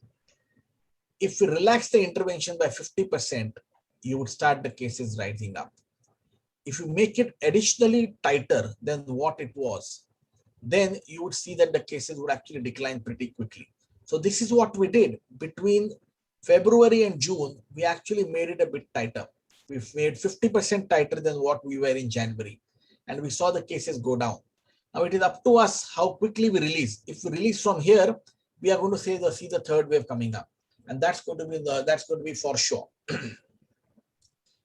So what were the differences between the age groups, between the two waves? And this is a very nice paper, which actually depicts quite nicely that we had a statistically significant difference between the infections which happened in the younger age group. Okay, I'm talking about infections which happened, not hospitalizations. Infections which happened in the younger age group. But the older age group, the statistical significance was not seen. And this is essentially reflecting quite nicely what we have been seeing. A lot of young people got infected in the second wave, and a significant amount of them came positive and got admitted as well. But the sheer number of cases were so high. We had 4 lakh cases. I'm going to come to the difference in numbers very shortly. So the percentage, even if it was the same percentage as before, the actual number of patients were very, very large. And these were the number of symptoms and comorbidities with which we had presentations. This is a clinical data of around 1,100 patients, which looked at symptoms and signs. And you can see fever, cough, fatigue, sputum production, shortness of breath, myalgia, sore throat, chills, nausea, so on and so forth. And obviously the comorbidities, hypertension, diabetes, and coronary artery disease seem to be the most important one. But what was important to see is that almost 23% of the patients and almost 37.5% in severe category had at least one comorbidity. Okay. Now this is coming up to the symptoms, and you can see the difference between the first and second wave here in the symptoms again. Dyspnea, pneumonia, cough, they all seem to have a statistical significance in the second wave. Whereas the comorbidities the coronary vascular disease or a type 2 diabetes or a ischemic heart disease or hypertension more or less remain the same. So a good article got published in Times of India. This is from Times of India, which was basically published by the Assam government, which said that you watch out for the new symptoms.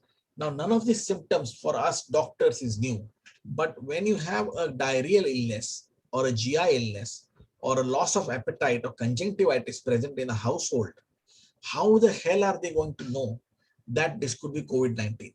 And this is where most households got caught. Many of them remained at home for a couple of days with GI symptoms, not realizing that they were actually suffering from COVID-19 and shedding the virus actively, and thereby infecting a lot of people in their house unknowingly, completely.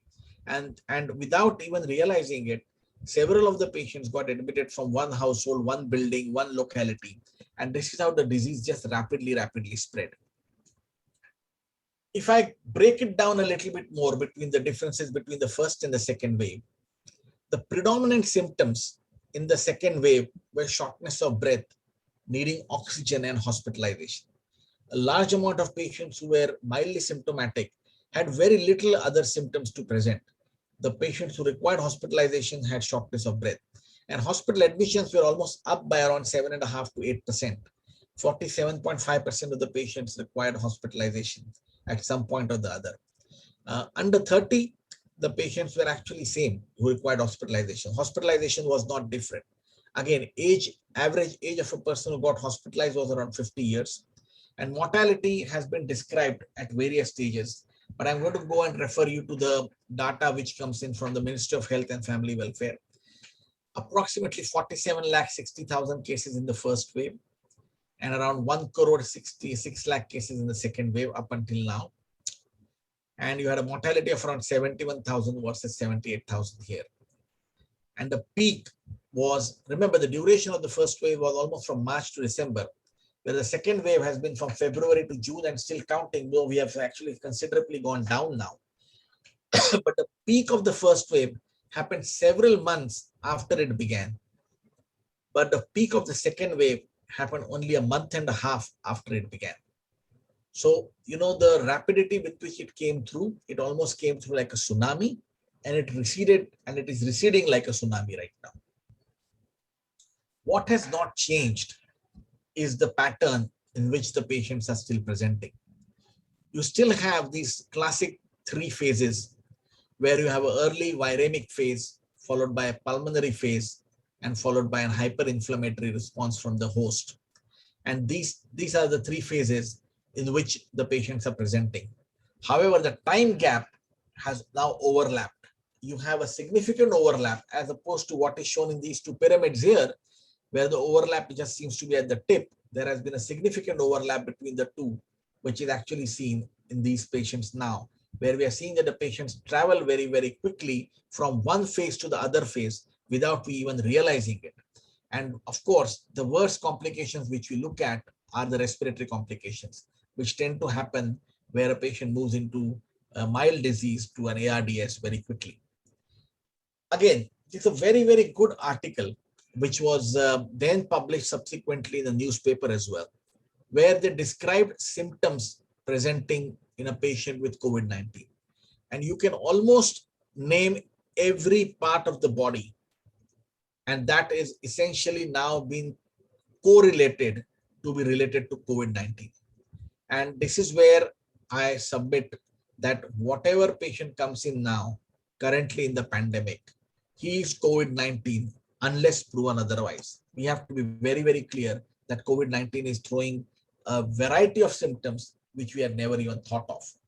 This is one of the papers we published from our institute, where we looked at 100 consecutive patients who came in with acute stroke. Rajesh Beni, one of our neurologists, was the main author. I was one of the co-authors here as well. But we had around 15 or 16 different hospitals look at 100 consecutive patients who came in with stroke. And we characterized the outcomes as well as the characteristics of these patients presenting. And this was one of the landmark papers. You know, when a paper becomes a very landmark paper, it has to be cited at least 15 times. in different journals or in different articles. This paper already has received almost 18 or 19 citations, and it's only been out for last 5 months. Okay. The reason it has received these many citations is, for the first time in the world, we actually told that the outcome of patients with acute stroke due to COVID-19 or with COVID-19 is not that different to patients who present without COVID-19. Previously, we were thinking that patients who have COVID-19 acute stroke, the outcome was actually dismal and they had very, very poor survival. But this is the paper which actually showed that the outcomes were not different. Again, way back last year, we published the unmasking of hypoxia in COVID-19, the 6-minute walk test. This was published in April last year.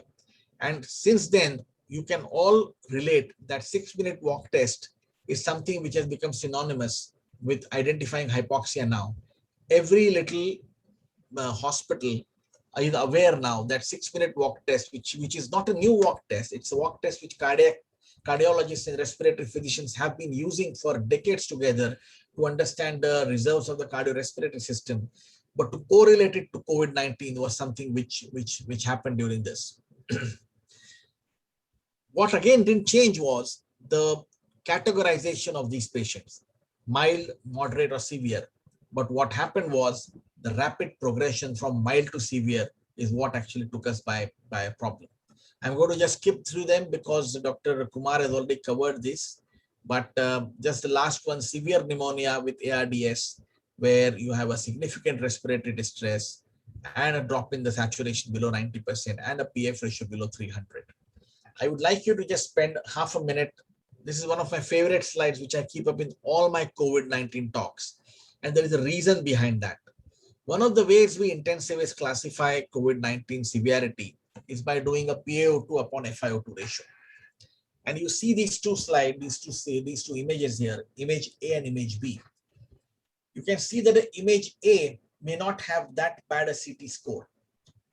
Or if I are not a CT score believer, which I am, I'm not a CT score believer, and you were to just describe this CT, I would not say that this CT looks horrendous.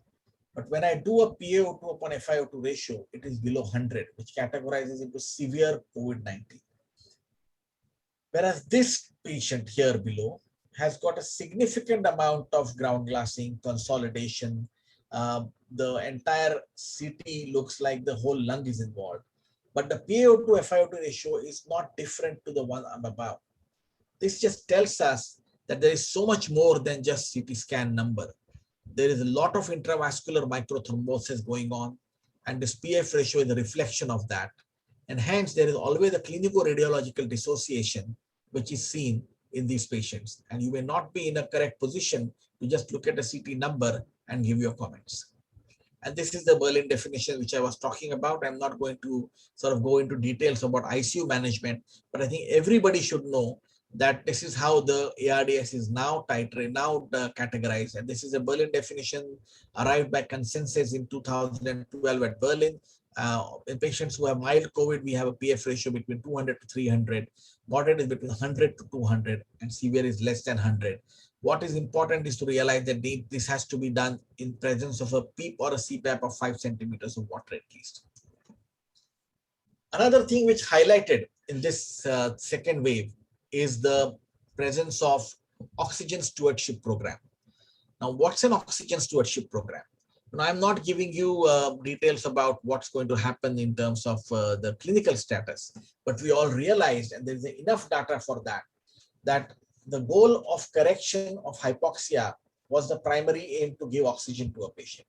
But what we now know that in critically ill patients, if you try and target a saturation of around 85 to 90%, it is actually enough. And there are at least 7 or 8 patients now, 7 or 8 papers now, looking at around 2,000 odd patients, which have said that in fact, a liberal oxygen strategy where you try and maintain a saturation above 95% may be actually harmful, and a restrictive oxygen strategy has got a better outcome in terms of mortality. So we modified it. We had some safety measures put in. The permissive hypoxia is not a new term for intensivists. We've always used that in our practice. But for a general people now, we say that maintain a saturation between 88 to 92%. and titrate your PEEP, oxygen saturation based on that. We also modified the goals of mechanical ventilation. Initially, the goals of mechanical ventilation were just using mechanical ventilation to reduce the work of breathing and oxygenation. Now we know that we need to rest these respiratory muscles, give them some sedation for some time, paralysis for some time. If you give it too much, you will cause more harm than good. So you need to do it for 48, 72 hours, and you need to modify it in an early way by going and proning these patients. This awake prone strategy, the CARP protocol, which has become so synonymous with management of COVID, is actually borrowed from the PROSEVA trial, which was published in 2014 in New England Journal of Medicine, where patients who were intubated, ventilated, who had less than 5 days of mechanical ventilation or onset of symptoms, who essentially had ARDS because of any cause, were proned at a stretch for 16 to 18 hours. And they found that there was a mortality benefit in these patients. We used it effectively to translate this research into awake patients. And this has been a game changer. And I really feel sorry for some of the units who have not adopted it yet. No matter what, if you come to our ICUs, most of the ICUs in the country now, you will find that patients are sleeping prone. And it is just a matter of talking to them and explaining that why dorsal to ventral movement has to be very, very important for them, because it improves their oxygenation and it has actually shown to improve their outcome. Again, the dreadful CT score, Dr. Kumar has already mentioned about it. I'm just going to talk to you about the changes which happen in a CT scan. Rather than going through the slide here, if I may just give you an example. If you see this small dot out here right now, it is like a water fallen on a paper, on a blotting paper. If you do a same scan 5 days later, you would see that it has actually spread across. So it is organization of that pneumonia, progression of that GGO which happens. Then the score gets multiplied from 9 to 12, 12 to 20. And obviously the patient's clinical parameters are overlooked. And what is looked at is a score. And on top of that, when the patient goes in for a follow-up scan on their own at the end of a month, you actually find that they have increased the score from 15 to 19 now. And the patient comes rushing back to us saying that I am feeling better, but my score is bad. So there are a number of things. I'm going to skip up these things, but I just wanted to keep up with the things that unfortunately steroids were abused in the second wave. And I don't know how to sort of re-emphasize it. Dr. Kumar has already mentioned that. I'm not going to repeat any of that, but let's stick on to a protocol. Remdesivir was not available until May 2020 in the first wave. And then when it did become available, trials came out and said that it was useless. To the point that I would jokingly say that Remdesivir is in search of a disease, because it started to look at Ebola as the first disease it could treat, and then COVID-19. And both the diseases, the trials which were done, actually showed that Remdesivir did not change mortality. However, it does have its place. And I think the place is in reducing the stay in the hospital. And if it is given in the right frame of protocol, I think it actually will help. Again, I'm not going to go into the tocilizumab and itolizumab, but this was the recovery trial which came out, the last one, which showed that there was a positive outcome in patients who received tocilizumab as a randomized control open label platform. But the government of India came out with very, very simple, these are Ministry of Health and Family Welfare guidelines. When should you give tocilizumab? The important criteria here is all of the below criteria are met. Presence of severe disease within 24 to 48 hours, significantly raised inflammatory markers, CRP and or IL-6. There is no improvement despite use of steroids. There is no active bacterial, fungal or tubercular infection. Then you give a single recommended dose of 4 to 6 milligrams. You do not keep on repeating dose one over other. Because the moment you abuse these things, you have the new problem which came up in the second wave, which was mucormycosis. I'm not going to go into the details of mucormycosis. I'm sure all of you know that. I'm just going to allude you to this paper which we published just 15 days ago. And this is the data from our unit. 5,200 patients, 1,090 patients in ICU, of which 500 were diabetics. Only 67 patients were given tocilizumab in the initial phase. We have stopped using tocilizumab since August end. 0 cases of mucormycosis in our patients. Not one case of in the 5,000 patients, not one case of mucormycosis we found. And the only 2 reasons we attributed it to it was strict use of steroid protocol. 10 days means 10 days maximum, not more than that. Most patients got the steroids only for 5 days, and a very strict glycemic control, nurse-driven glycemic control to keep the sugar between 140 to 180 in ICU patients. And we had that target achieved in 82% of our patients. So let's talk a little bit about third wave, last 3 or 4 slides. The questions which come across, Delta plus variant. Are children going to be more vulnerable? Monoclonal antibodies, will it work? What about immune escape? How many cases will come? This is again a slide which is very nicely depicting what will happen. If we go 100% out, release the lockdown, we will have a bigger third wave. You keep on cutting it by 25%. And if we keep our 25% from the baseline, and the baseline is taken from February behavior, then we will hardly have a third wave. So we are somewhere between 75 and 50 right now. If we can go a bit more stricter, the third wave will not come. Now, immune escape is not something new. Immune escape has been talked since the December last year.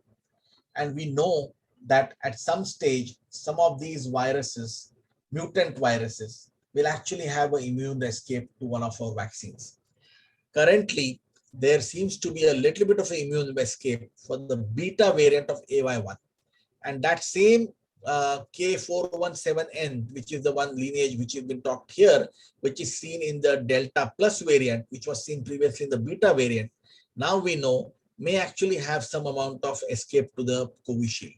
Having said that, there's just been a press release this afternoon, which said that 95% of the patients, 92% efficacy against Delta wave as well, the Delta variant as well of Covishield. So I think theoretically the beta variant, where it actually had the first mutation, has shown some amount of Covishield immune escape to the tune of sometimes even as low as 30% only efficacy.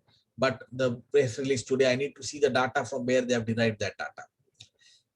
AIMS did a WHO sero survey. AIMS and WHO did a sero survey on children, which was just talked about. I haven't seen it being released in the terms of any journal right now, where they thought that patients who were children who were between 10 to 18 years of age, averagely around 60 to 65% of them were already carrying, they were already seroconverted, they were already carrying antibodies.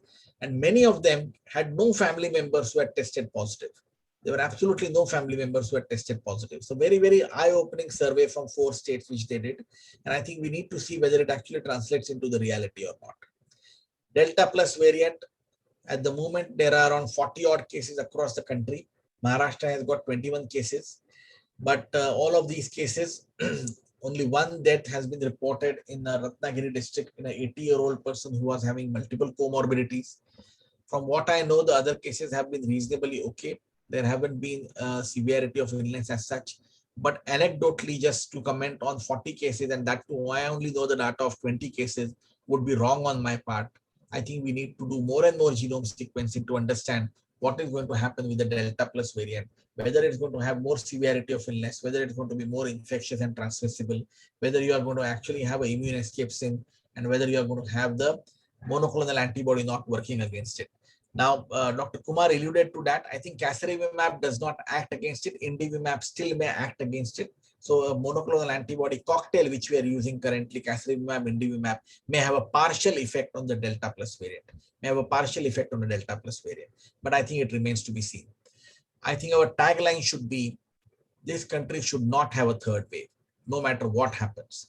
And it is in our hands. If we as citizens, if we as doctors motivate our patients, motivate people surrounding us, I think we should not be even thinking of a third wave, because I don't think we'll be able to afford a third wave at all, economically, morally, physically, and in terms of loss of lives and near and dear ones. Because this second wave itself, if you just relate it to yourself, all of us know at least one family closely who has lost a very near family member, or some of us may have unfortunately lost a relative as well. So my humble submission that to the doctors who lost their life, to the family members who lost their life, we should try and say that this country should not have a third wave. Thank you very much, and I'll be happy to take questions. Yes, thank you, Dr. Rahul Pandit, sir, for not only identifying the three waves, but also distinguishing them from each other and giving us a very meaningful insight into the third wave. Now we will go to the question and answer sessions. I would like to introduce the moderators. Dr. Kumar Doshi is also here. So, sir, you can also participate in the session with your inputs. The first moderator is Dr. Rajni Gwalani, madam. Can I have the introductory slide, please? Yeah. Dr. Rajni Gwalani, madam, is the past president of IMA Chembur and has been the recipient of many awards for community services from various organizations like the Rotary, the Lioness, the Lions International, and the IMA Maharashtra State Branch. And she is active part of the COVID helpline that is operational since last year and has been working every day for almost 3 to 4 hours, helping various inquiries that come unflinchingly. Our second moderator for the question and answer session is Dr. Kiran Mhatre. He is our managing committee member of the IMA Chembur branch and also a consultant physician. He's a medical director of the Chintamani Hospital in Kurla, Mumbai, and also a consulting physician at the Sushruth Hospital and the Surana Hospital. And he's also the honorary physician at the Rajawadi Hospital at Ghatkopar. And last but not the least, Dr. Dhiren Kalavadia, who's a consultant pediatrician and neonatologist. He's the trustee and the treasurer of IMA Chembur branch. He has been the past president of the IMA Chembur branch and has been past treasurer for 2 consecutive years of the IMA Maharashtra state. I would request the moderators to take over the question and answer session. Over to you. Welcome, Dr. Utture sir, Dr. Kumar Doshi sir, and Dr. Rahul Pandit for this ultimate question answer sessions, which we will be, we have 2 other moderators who will be moderating with me. So first question, sir, having said that, this is a question to also Utture sir as well as our member in the task force, Dr. Rahul Pandit. How are we ready for the third wave and what basic preparations have we done at the ground level? So you want to take first or do you want me to answer, sir? No, I think Rahul, you go ahead. Then I will just add on to it. Okay, thank you. So look, the third wave preparation has started up almost a month ago. So it started off with we realizing that children may be potentially vulnerable population, which may actually get infected. Whether it is true or not, it's a question which remains to be seen. Only time will show us. But the will of the state was such that the Honorable Chief Minister, sir, actually formulated a pediatric task force. A pediatric task force was formulated just to make sure that we had enough protocols, medicines, requirements started out well in time so that we can actually prepare for the pediatric patients if at all the population increases. And what did it transcribe into? It transcribed into realizing that the entire country only has around 2,000 pediatric beds in ICU. It also transcribed to realizing that very few ventilators actually are able to ventilate right from 1 kilo baby to a child who is around 16 years of age. I mean, out of you may argue 14 or 15 or 16, but let's take pediatric up to 18. They are all children up to 18. They are all underage, but only few ventilators are able to do that. And all of that has gone up into a lot of help. All the PM care ventilators are able to ventilate children who are as low as 1 kilo and above as well. So it is very, very important that we realize that a preparation had to be done. We actually changed our COVID care centers, the jumbo centers, to a place where we could actually have these pediatric patients cared for. Remember, children who are below 10 years of age are unlikely to stay without their parents. So one of the parents, whether they're positive or not, will always volunteer, regardless whether the child wants it or not. The mother or the father will always volunteer to stay with the child, and that's going to be very natural. Most of you are pediatricians. I am not a pediatrician, but I understand that if it was my child, I would want to stay with the child no matter what. So we have to make such preparations that we are actually looking at a parent and a child staying inside. So that's been done as well. In terms of bigger procurement and bigger understanding of the state, we've had now multiple meetings at different districts, different district task forces. If in Maharashtra, each district has a different task force, the state task force, which we have already met with many of these task forces. The requirement for their protocols has been looked at. We have completely recharted our protocol. It will be released in a day or two now, where we have got rid of a lot of drugs which were being put up into the protocol before.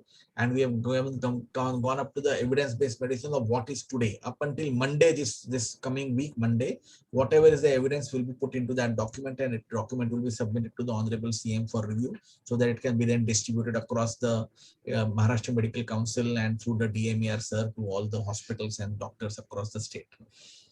The state has also prepared for buying medicines and stocking oxygen and keeping oxygen plants ready, as well as increasing the oxygen plants to meet a demand almost 2 times of what we required right now. So Maharashtra required around 1800 metric tons, and the Honorable CM wants the preparation to be well beyond 3000 metric ton to be ready. So a lot of it has gone through. Are we completely prepared? Look, you may put in a lot of infrastructure, but as our Utture sir said, that we are irreplaceable. That means we cannot produce ourselves very quickly as well. So if we are irreplaceable and we cannot produce ourselves quickly, no matter how many patients come across, doctors are going to be static, nurses are going to be static, healthcare workers are going to be static. So where will we bring out so many doctors to look for? Say, let's say the numbers increase. Second wave, Maharashtra saw around 40 lakh cases, half of, almost 1/3 of what the country saw. If we have another 20 lakh added to the third wave, and if we have a third wave of 50 or 60 lakh, where will we have doctors to look after these patients? And that's why I'm saying the third wave is not an option for us. It is best that we avoid it. No matter how much infrastructure preparation we put in, medicine preparation we put in, human resources will not increase. And that is the reality of it. So that's how prepared we are. We are probably prepared with infrastructure and resources, but we are woefully short of doctors and nurses. Utture sir, you want to add something to it? Yeah, I think what we can add to whatever he has said is, number one, even the National Medical Commission has, made it mandatory that every medical college has to have its own oxygen plant. See, oxygen was something that was, we really required in a huge amounts as far as the second wave is concerned. And every one of us saw what was havoc it was creating all over India. So now to, as far as possible, they say it takes, depending on the type of oxygen plants, from anywhere between 15 days to 45 days to put up an oxygen plant on an emergency basis. So that is what diktat has gone from the National Medical Commission to all the medical colleges, may it be government or private. They have been asked to have their own oxygen plant, so that they can cater it not only to their own hospitals but even to the surrounding hospitals, number one. And I think Rahul will agree with me that even the Maharashtra government and the CM has seen to it that every district will be having 1 or 2 plants depending on the population of that district. And the collector has been given the finances and even the know-how of how to come up with the oxygen plants. So this is as far as the government is concerned. Another thing is about the pediatrics bed. Again, every medical college has been asked to ramp up their pediatrics bed. I think, Dhiren, you will agree, you are a pediatrician. As far as PICUs are concerned, I think when I was a resident, there was no PICU. PICU came up when I became, I think, when I was a lecturer, and when at that time PICUs really came up. But now what has happened is that it has become compulsory. I think, if I'm not mistaken, around 30 bed PICUs have been made compulsory in all the medical colleges, especially in Maharashtra, or that is the diktat which has gone up. Then, of course, as far as what Rahul said, that the that as the doctors are, the number of doctors that would be required would be huge if we come to the third. And that is the reason why we believe that the time has come to educate all practitioners, maybe from any field, not only that, but all family physicians also. And if you see for the last 1 month, it has been the government's, taken a long view of how to go about it, where the CM himself has spoken to in a special one-to-one talk with all the general practitioners all over Maharashtra. Not only that, if you remember, Rahul has been a part of our huge CME that we had from Maharashtra Medical Council, a 2 days complete workshop we have had, where we had almost 36,000 views per day, and that has been our aim, that the CMEs should percolate what is there for every doctor to know as far as this COVID is concerned. I think only then it is going to be possible. No more can we depend, as I write in my first speech, I said that the first wave was for the medical colleges and government hospitals. Second wave, the private hospitals came into play. And I feel the third wave is going to be your OPDs, which are going to play a major role, especially trying to find out which patient requires actual admission and which patient can be can be treated at home. That is going to be, that is going to be the future of tackling, if at all, God forbid it doesn't come, but if at all it comes, and there are some predictions that it may be worse than the second wave also. So if it comes, all of us have to be ready. May someone like me as a surgeon or an orthopedician or whatever it is, all of us should come down to treating COVID patients on one-to-one basis. Thank you. It was very reassuring, Utture sir and Dr. Rahul Pandit sir, of the arrangements which were being done for treating these patients. So as private practitioners and as associations, I think we could contribute in the prevention, because once I agree that, as you say, that intensive cares are a new phenomena. I think when I was in the NICU and intensive pediatric care at Sion, the first ventilator was bought. So it's not been really a very reassuring thing that we will not be able to manage the pediatric wave. So having said that, if as private practitioners and as associations, if we can contribute to prevention, like opening up these vaccinations for open market, would be one of the options, or involving each and every clinic to vaccinate, or each and every association. So I think with your good offices, if we can contribute in any way to prevent and later on treat in case there is a wave. So Rahul sir, there is one question. What is an alternative to a 6-minute walk test to people who cannot do the 6-minute walk test? So very good question. So people who cannot do 6-minute walk test, you can reduce it down to 3-minute walk test. If they cannot even do 3-minute walk test, you can just ask them to stand at the edge of the bed or a chair and stand up and sit down 4 or 5 times. And that would be enough to, challenge their cardiorespiratory reserve. But please don't make anybody who is already hypoxic or already short of breath do a 6-minute walk test. It just defeats the purpose. So somebody who is not hypoxic, is not having any shortness of breath visible, you can ask them to do some exercise. But if they're already hypoxic or short of breath, you don't need any 6-minute walk test for that. Then that's obvious. It's about unmasking a hidden hypoxia. And what's the benefit of that? We are also now collected data. I'm sort of in the process of submitting it. It's been already written. We use 6-minute walk test as a discharge criteria as well in our ward patients. We would only discharge patients if they sustained a 6-minute walk test at the end of discharge, on the discharge day. And if they were able to sustain it, we would discharge them then. And we found out that almost 2 in 100 or 3 in 100 patients, we had to stop the discharge for a day or two and then discharge them later on. And we took that extra couple of days to sort of stabilize them a little bit because they were still hypoxic at rest. when they're not at rest or at exercise, when they actually were non-hypoxic at rest. Dr. Kiran Matre or Dr. Rajni Gwalani, questions from your side?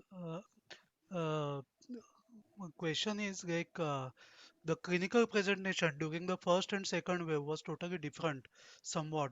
So what you expect in clinical presentation in the third wave, and why you say predominantly pediatric population will be getting involved, and what about the adult population?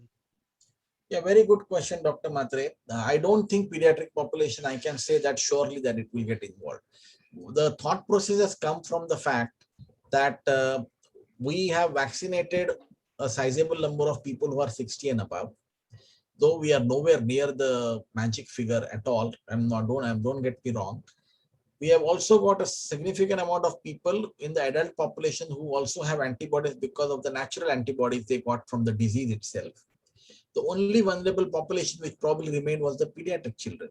And that's why the whole thought process came that maybe they are the ones who are going to get affected more.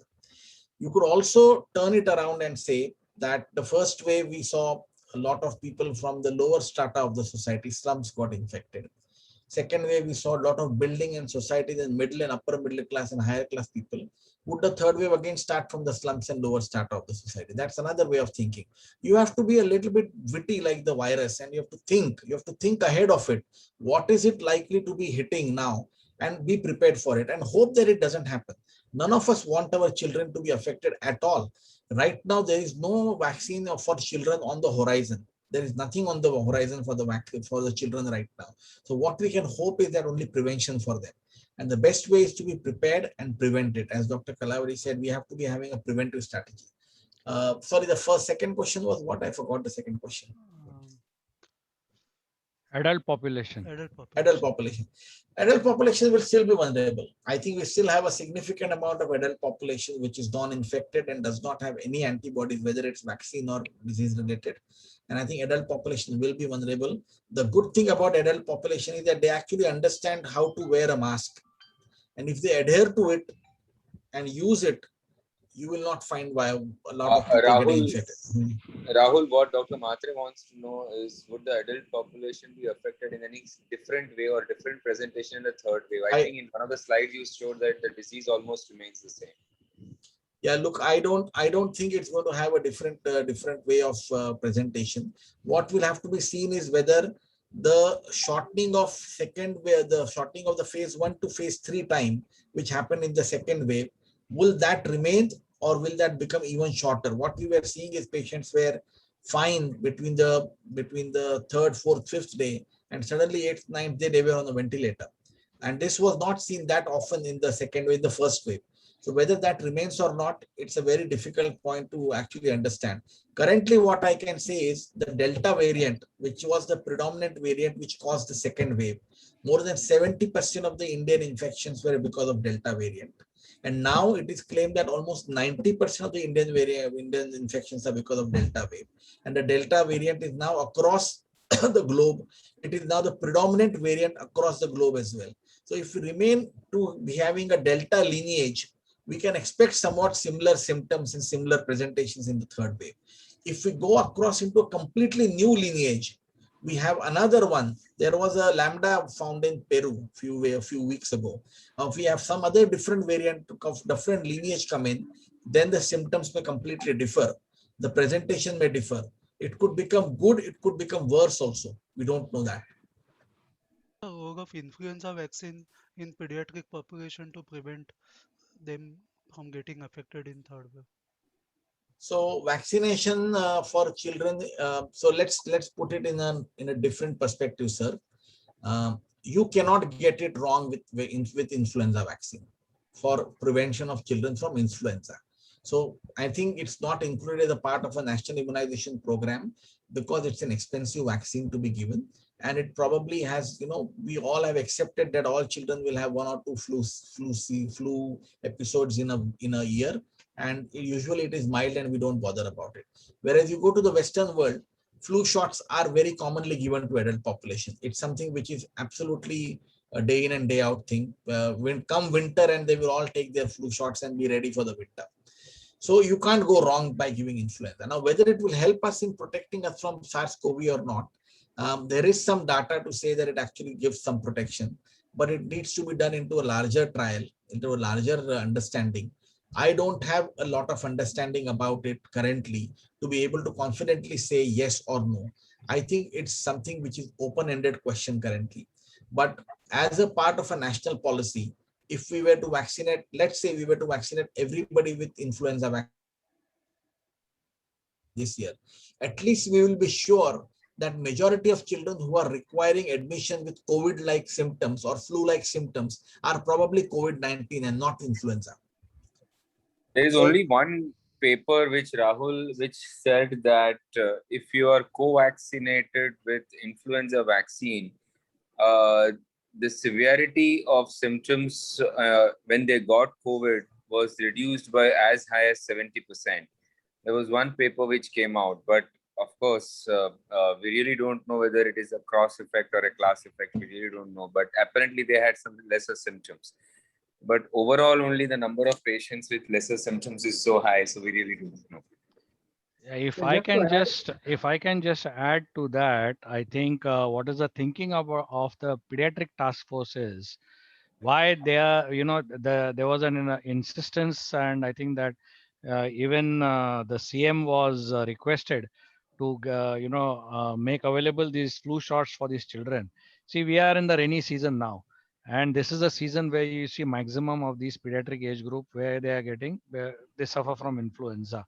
So what the thinking was that since the symptoms are almost similar in influenza and in COVID as far as pediatrics is concerned, at least if you can protect them from, just like how Rahul said just now, if you can protect them from influenza, then we come to know that if they come with these symptoms, they have to be treated as COVID positive unless proved otherwise. And the most important part is why we are so much bothered and we are talking about pediatrics is that what you have to understand, the practical aspect is that when a pediatric patient gets infected or comes positive, it is extremely difficult to isolate this patient completely, like how we would do for an adult patient, may it be at home or in a hospital. And plus, as Rahul has already said, that there is always one parent who will be wanting to be with the pediatrics patient, even if it is a COVID positive ward. And that is where the scare is, that and that is what we are saying, that majority of the adult population, especially the parents, have to get inoculated, because that is one way of them being saved if tomorrow their child gets positive and they want to be in that ward. Because without getting inoculation, I think allowing them into a COVID ward also is going to be very difficult medically for us to take that decision. And then of course the third part is, as already said, the number of pediatric beds that we have at present is very, very less if this population gets infected in this third wave. And that is what we are trying to do, increase the number of beds, so that just like what happened in the second wave, as far as adults are concerned, getting the oxygen beds and the ICU beds, we should not be having the same problem. Because let me tell you, adults was a different scene. As far as pediatrics is concerned, we Indians are extremely emotional people.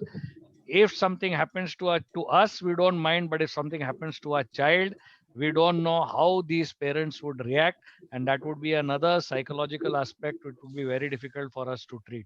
And that is why we are insisting that we should have enough preparation for the pediatric beds. So with your permission, can I add something? This number which pediatricians we are scared of is, even if it remains at 3.5%, if the total number increases, this 3.5% pediatric patients is going to be too huge to manage. That's one of the main reasons what we are talking about it. 50 lakhs, 3.5%, it's impossible to manage. Second thing is about the influenza vaccine. In pediatric, I don't know about, like Dr. Kumar Doshi was saying, but in pediatric, there have been no studies to show advantage or across this giving the influenza flu vaccine. The reasons for recommending influenza vaccine has been outlined by Dr. Utture sir, and that is what the pediatric task force was wanting to do. We had a CME just a couple of weeks ago in the same series, where we had the experts from pediatrics who spoke about it also. So I think this is the pediatricians have this fear that it is going to be difficult to manage such large numbers. And flu should be given, and we have been given flu vaccine for many years now, and it's one of the other vaccine which needs to be given. So, Dr. Rajni, madam, you had some questions. Yeah, one question. Rashida Badar asked that there are ACE2 receptors in the kidney, but we have not been seeing the urinary complaints. Why so? You're lucky, madam. That's all I can say. But if you remember the first few weeks of COVID-19, not few weeks, maybe even a month or two, there were a lot of dialysis patients who died. And in fact, that was one of the biggest concerns, that the mortality in Mumbai especially was around 8% at that time. And when we dissected out the patients who actually succumbed to it, a large number of them were dialysis patients. So ACE2 receptors are there across the body. In fact, even from the male point of view and the female point of view, why males get it more, because they seem to have more into their testes and gonads as well. So there is a ACE2 receptor present in the pancreas as well. But it is the lungs which seem to get the worst affection, the way they seem to have the worst problems. But if you see a subset of patients, they do present with some amount of kidney dysfunction, which fortunately gets better very quickly clinically. Does not have a lot of problem clinically. So ACE2 receptors are there everywhere, ma'am. It's not unique to have just in kidney. They are present in intestine, and that's why the GI symptoms are seen. They're present in the lungs. They're present everywhere else. This is my personal question. I have a friend who had following the vaccine, a doctor. She had severe allergic reaction, means she had all angioneurotic edema on the face with the first vaccine.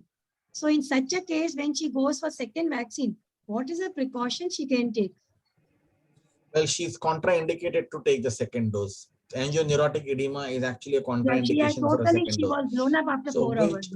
Which vaccine she has taken? She needs Covishield she has taken. So there are a couple of doctors now who are actually testing. Kumar might know who are they, who are actually testing as allergy test for the vaccine components.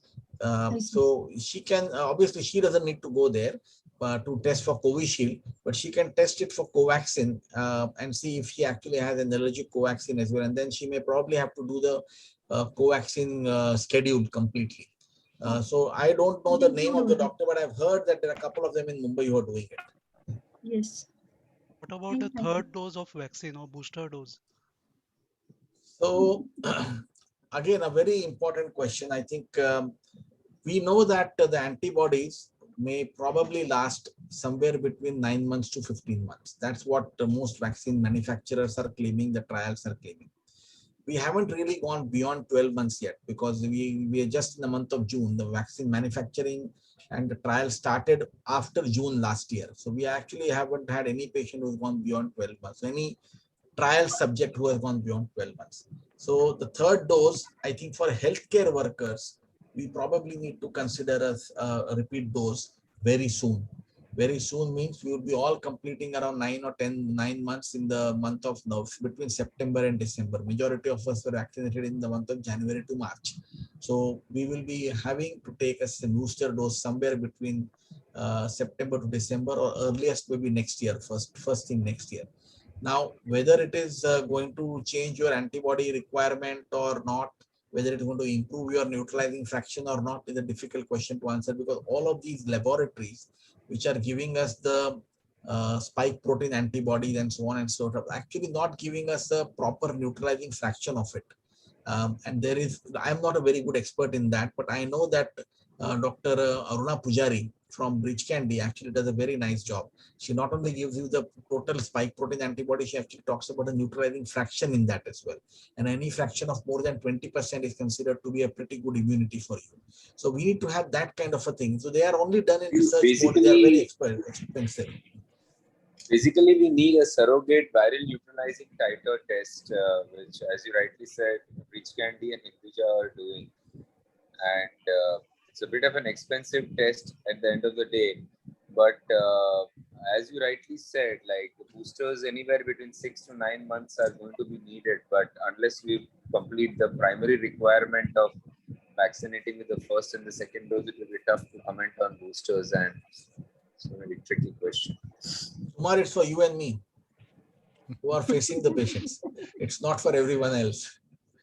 Rahul sir, see the... Given a choice, I would take it on month 4. But Kumar sir and Rahul sir, which vaccine to take? I mean, in the sense, unless we come up with something which can take care of the few variants which are not being covered. Dr. Kalavadia, the Not answer is separately. very simple. Any Because comments you about don't have a Pfizer or a Moderna available, there is nothing much to choose between the three available to you. That is the Sputnik, the Covishield, and Covaxin. Of which the Covaxin data is only available to us, and the pre-submission to WHO yet to be done, peer review yet to be done. But the results appear to be, whatever they are promoting, they appear to be much more promising to the extent of 80 or 85%. And whereas for Delta 4, the Lancet paper says that your efficacy is close to about 60%. So at this point in time, I don't think we should be selecting amongst what is available, what we want to take. We should just take whatever is available. It's only when the mRNA vaccines come into circulation, the choice would come in. And obviously at that point in time, the choice would tip in favor of the mRNA vaccines. I suppose Rahul would be on with me on this. Yeah, look, completely agree. But I would like to say that these are all first generation vaccines. So UK has already ordered for second generation vaccines. And when I say second generation vaccines, these are the vaccines which are tweaked, if I may use that word, for the newer variants as well, a little bit. And so that's what happens to our flu shot, the flu vax which we get right now. It is tweaked for the current mutant virus, whichever is there, the H1N1 virus, whichever is there, and we all take that in the month of September. So the second generation vaccines will probably be better. I think even Covishield might be even better, or Covaxin might be even better. But as Dr. Joshi has said, we need to have data in public domain. We need to have peer-reviewed data in public domain to make an informed decision about it. Right now, the informed decision is made by Arogya Setu app, which we should follow. We should take a vaccine whenever our number comes in. We should not bother too much about it. any comments about that super vaccine from North Carolina in America? They have just tried it on. No, I am not aware of any details on that. So what they say is spike. There is a variation in the spike proteins.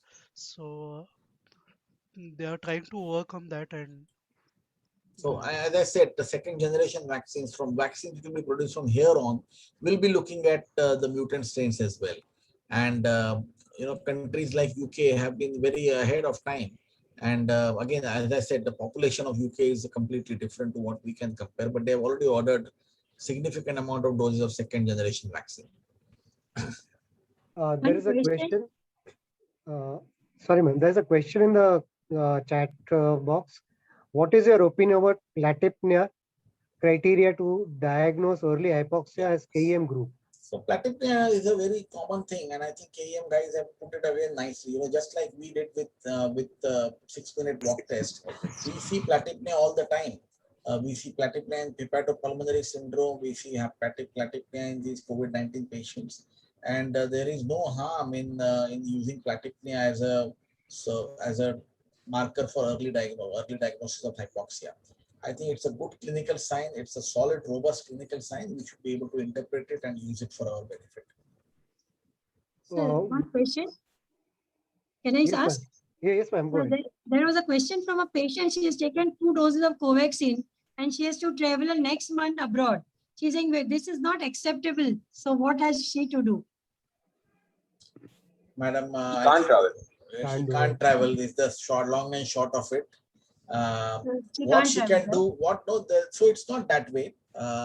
There are travel restrictions put in. So she will have to go through that RT-PCR process here and there. And then whichever country she is going, if it is a liberal country where she's going like US, then she can choose to take in few months time dose of mRNA vaccine. But again, there is no data to sort of give vaccines within 6 months time, and that too of complicating it by mix and match. So we don't know the data about it, but there are ways out of that.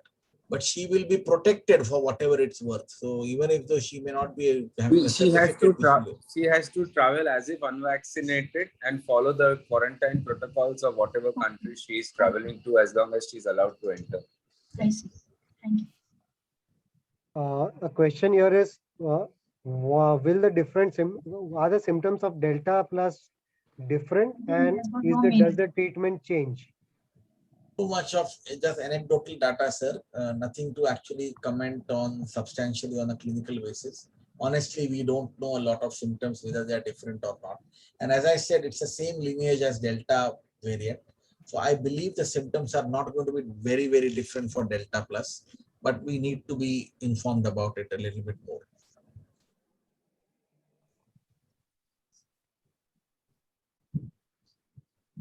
I think we have covered.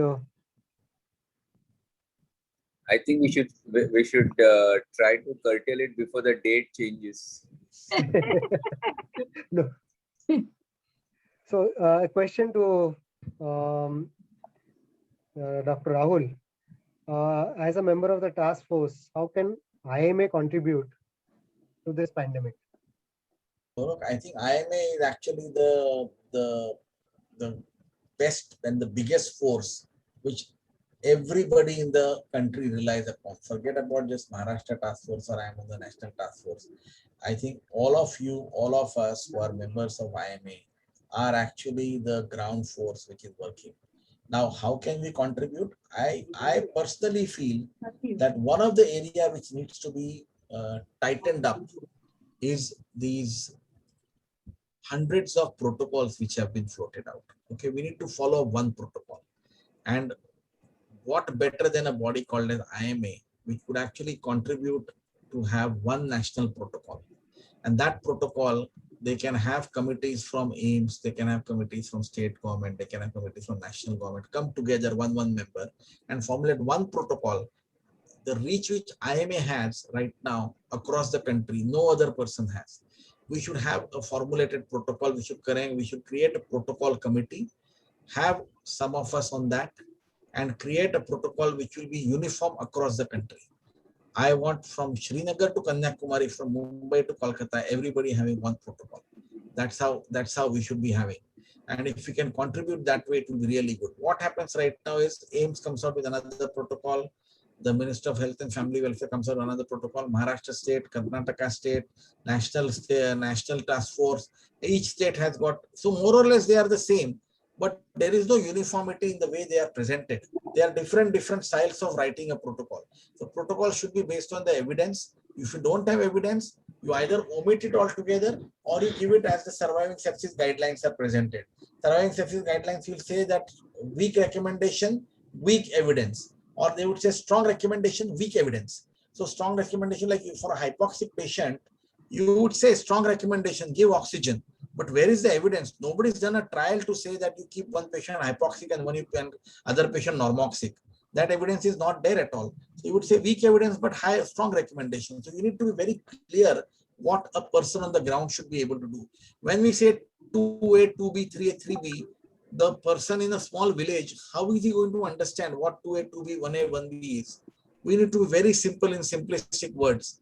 Recommended, strongly recommended, strongly not recommended, not recommended. That's all. And we should prepare a guideline. That would be my only suggestion. If we can get that umbrella of IMA to come and gather all of these different guideline people together and come out with one national guideline, then we can actually enforce it across our people. Sir, we have one of our greatest leaders Utture, from sir, any Maharashtra. comments from your side, sir? Dr. Utture, sir, one of the greatest leaders from Maharashtra of IMA. I think sir has to take it up to the national level to come up with something like this. But as you say, the third wave will be hitting majority of the pediatric population. Yet we are not clear what will be the protocol of management in these pediatric patients, because it is going to be very scary if it is going to be a massive third wave affecting the pediatric population. No, there is a pediatric protocol is already in place. The protocol is in place. It has been sent to everybody. I think majority of the pediatricians have got that protocols. And if I'm not mistaken, even the workshops have been taken for the pediatricians all over Maharashtra. And that has been one of the unique things, like how Rahul just now said, that proactive measures which have been taken by the government to form the pediatric task force was so that they can disseminate this knowledge to everybody. So it is there on the website also. You can go through the protocols. There's a full booklet which has been created, or you can ask Dhiren to give it to you. Dhiren must be having that from his IAP, I think, has Maharashtra has made given that protocols to all the members. Yes, there is a protocol in place, including ICU management, and that's been sorted out what needs to be given, what needs not to be given, which is evidence-based. But if I'm not mistaken, even IMA headquarters had given a recommendation on management of patients. It's not as a protocol, but I think what Rahul said is a good point to be taken, that we have something. But there has been a paper on management, a recommendation, not maybe a protocol, on COVID management for adults as well as children. Let us not go into all the details of that problem of federalism. It comes into place over here if we try to enforce something from the center to all the states. So yes, but what Rahul is saying is absolutely right, because even at least if in Maharashtra we can follow one single protocol. Unfortunately, we are seeing that, especially with all this WhatsApp world which is coming up, and everyone trying to show that he knows something or the other better than the others, and putting down that this can be given, that can be given. I have used this on my patient. That is the worst thing that can happen when a person has seen just 2, 3, 5, 10 patients, and he says, I have used for these patients and this is what helps. I think that is not what helps. I think what the task force has told us, we have to follow that, because all of them in the task force have been treating, I think, thousands of patients right from day one. And as you know, this is a new disease. They are learning, and once they learn, they teach us. And so that is like good students. We should, the old Indian methodology where the guru teaches the shishya. We have to blindly follow that, because this is a new disease. None of us know what exactly will happen. Just like how it happened in the second wave, we don't know what will happen in the third wave. So let us not follow our own protocols. Let us follow our standard protocols, at least in Maharashtra. Well, as per protocol, my role is now to give the vote of thanks. So first of all, I would like to thank our guest of honor, Dr. Shivkumar Utture sir, for giving such valuable insights and sharing his expert knowledge with us today. And we have changed the date. So sorry, Dr. Kumar Doshi sir, but the discussion was so engrossing that the time limit had to be relaxed, and maybe this discussion can go on for at least another half an hour, but we need to stop here. My sincere thanks to both the expert speakers, Dr. Kumar Doshi sir and Dr. Rahul Pandit, to the moderators for today, Dr. Rajni Gwalani madam, Dr. Kiran Matre and Dr. Dhiren Kalavadia sir, to the IMA Maharashtra State Secretary, Dr. Pankaj Bhandarkar sir, to the IMA Chembur Branch President, Dr. Egbert Saldana, to the delegates, without whose active participation we would not have endeavored to start this series and carry the momentum along. And most importantly, to the Lupin Respira Spiritus divisions for giving us this platform so that we could conduct this webinar in such a seamless manner. I wish all the delegates a very relaxed and a rejuvenating weekend. Please stay safe. Please take care. 3 is not a lucky number. So let us avoid that 3 rather than, facing it. With these words, I would like to call a day and request you to join us next Sunday, that is on the 4th of July, where we will be taking this series ahead with our obstetrics and the obstetrics part of COVID management. See you all next Sunday, that is on 4th of July. Good night. Thank you once again.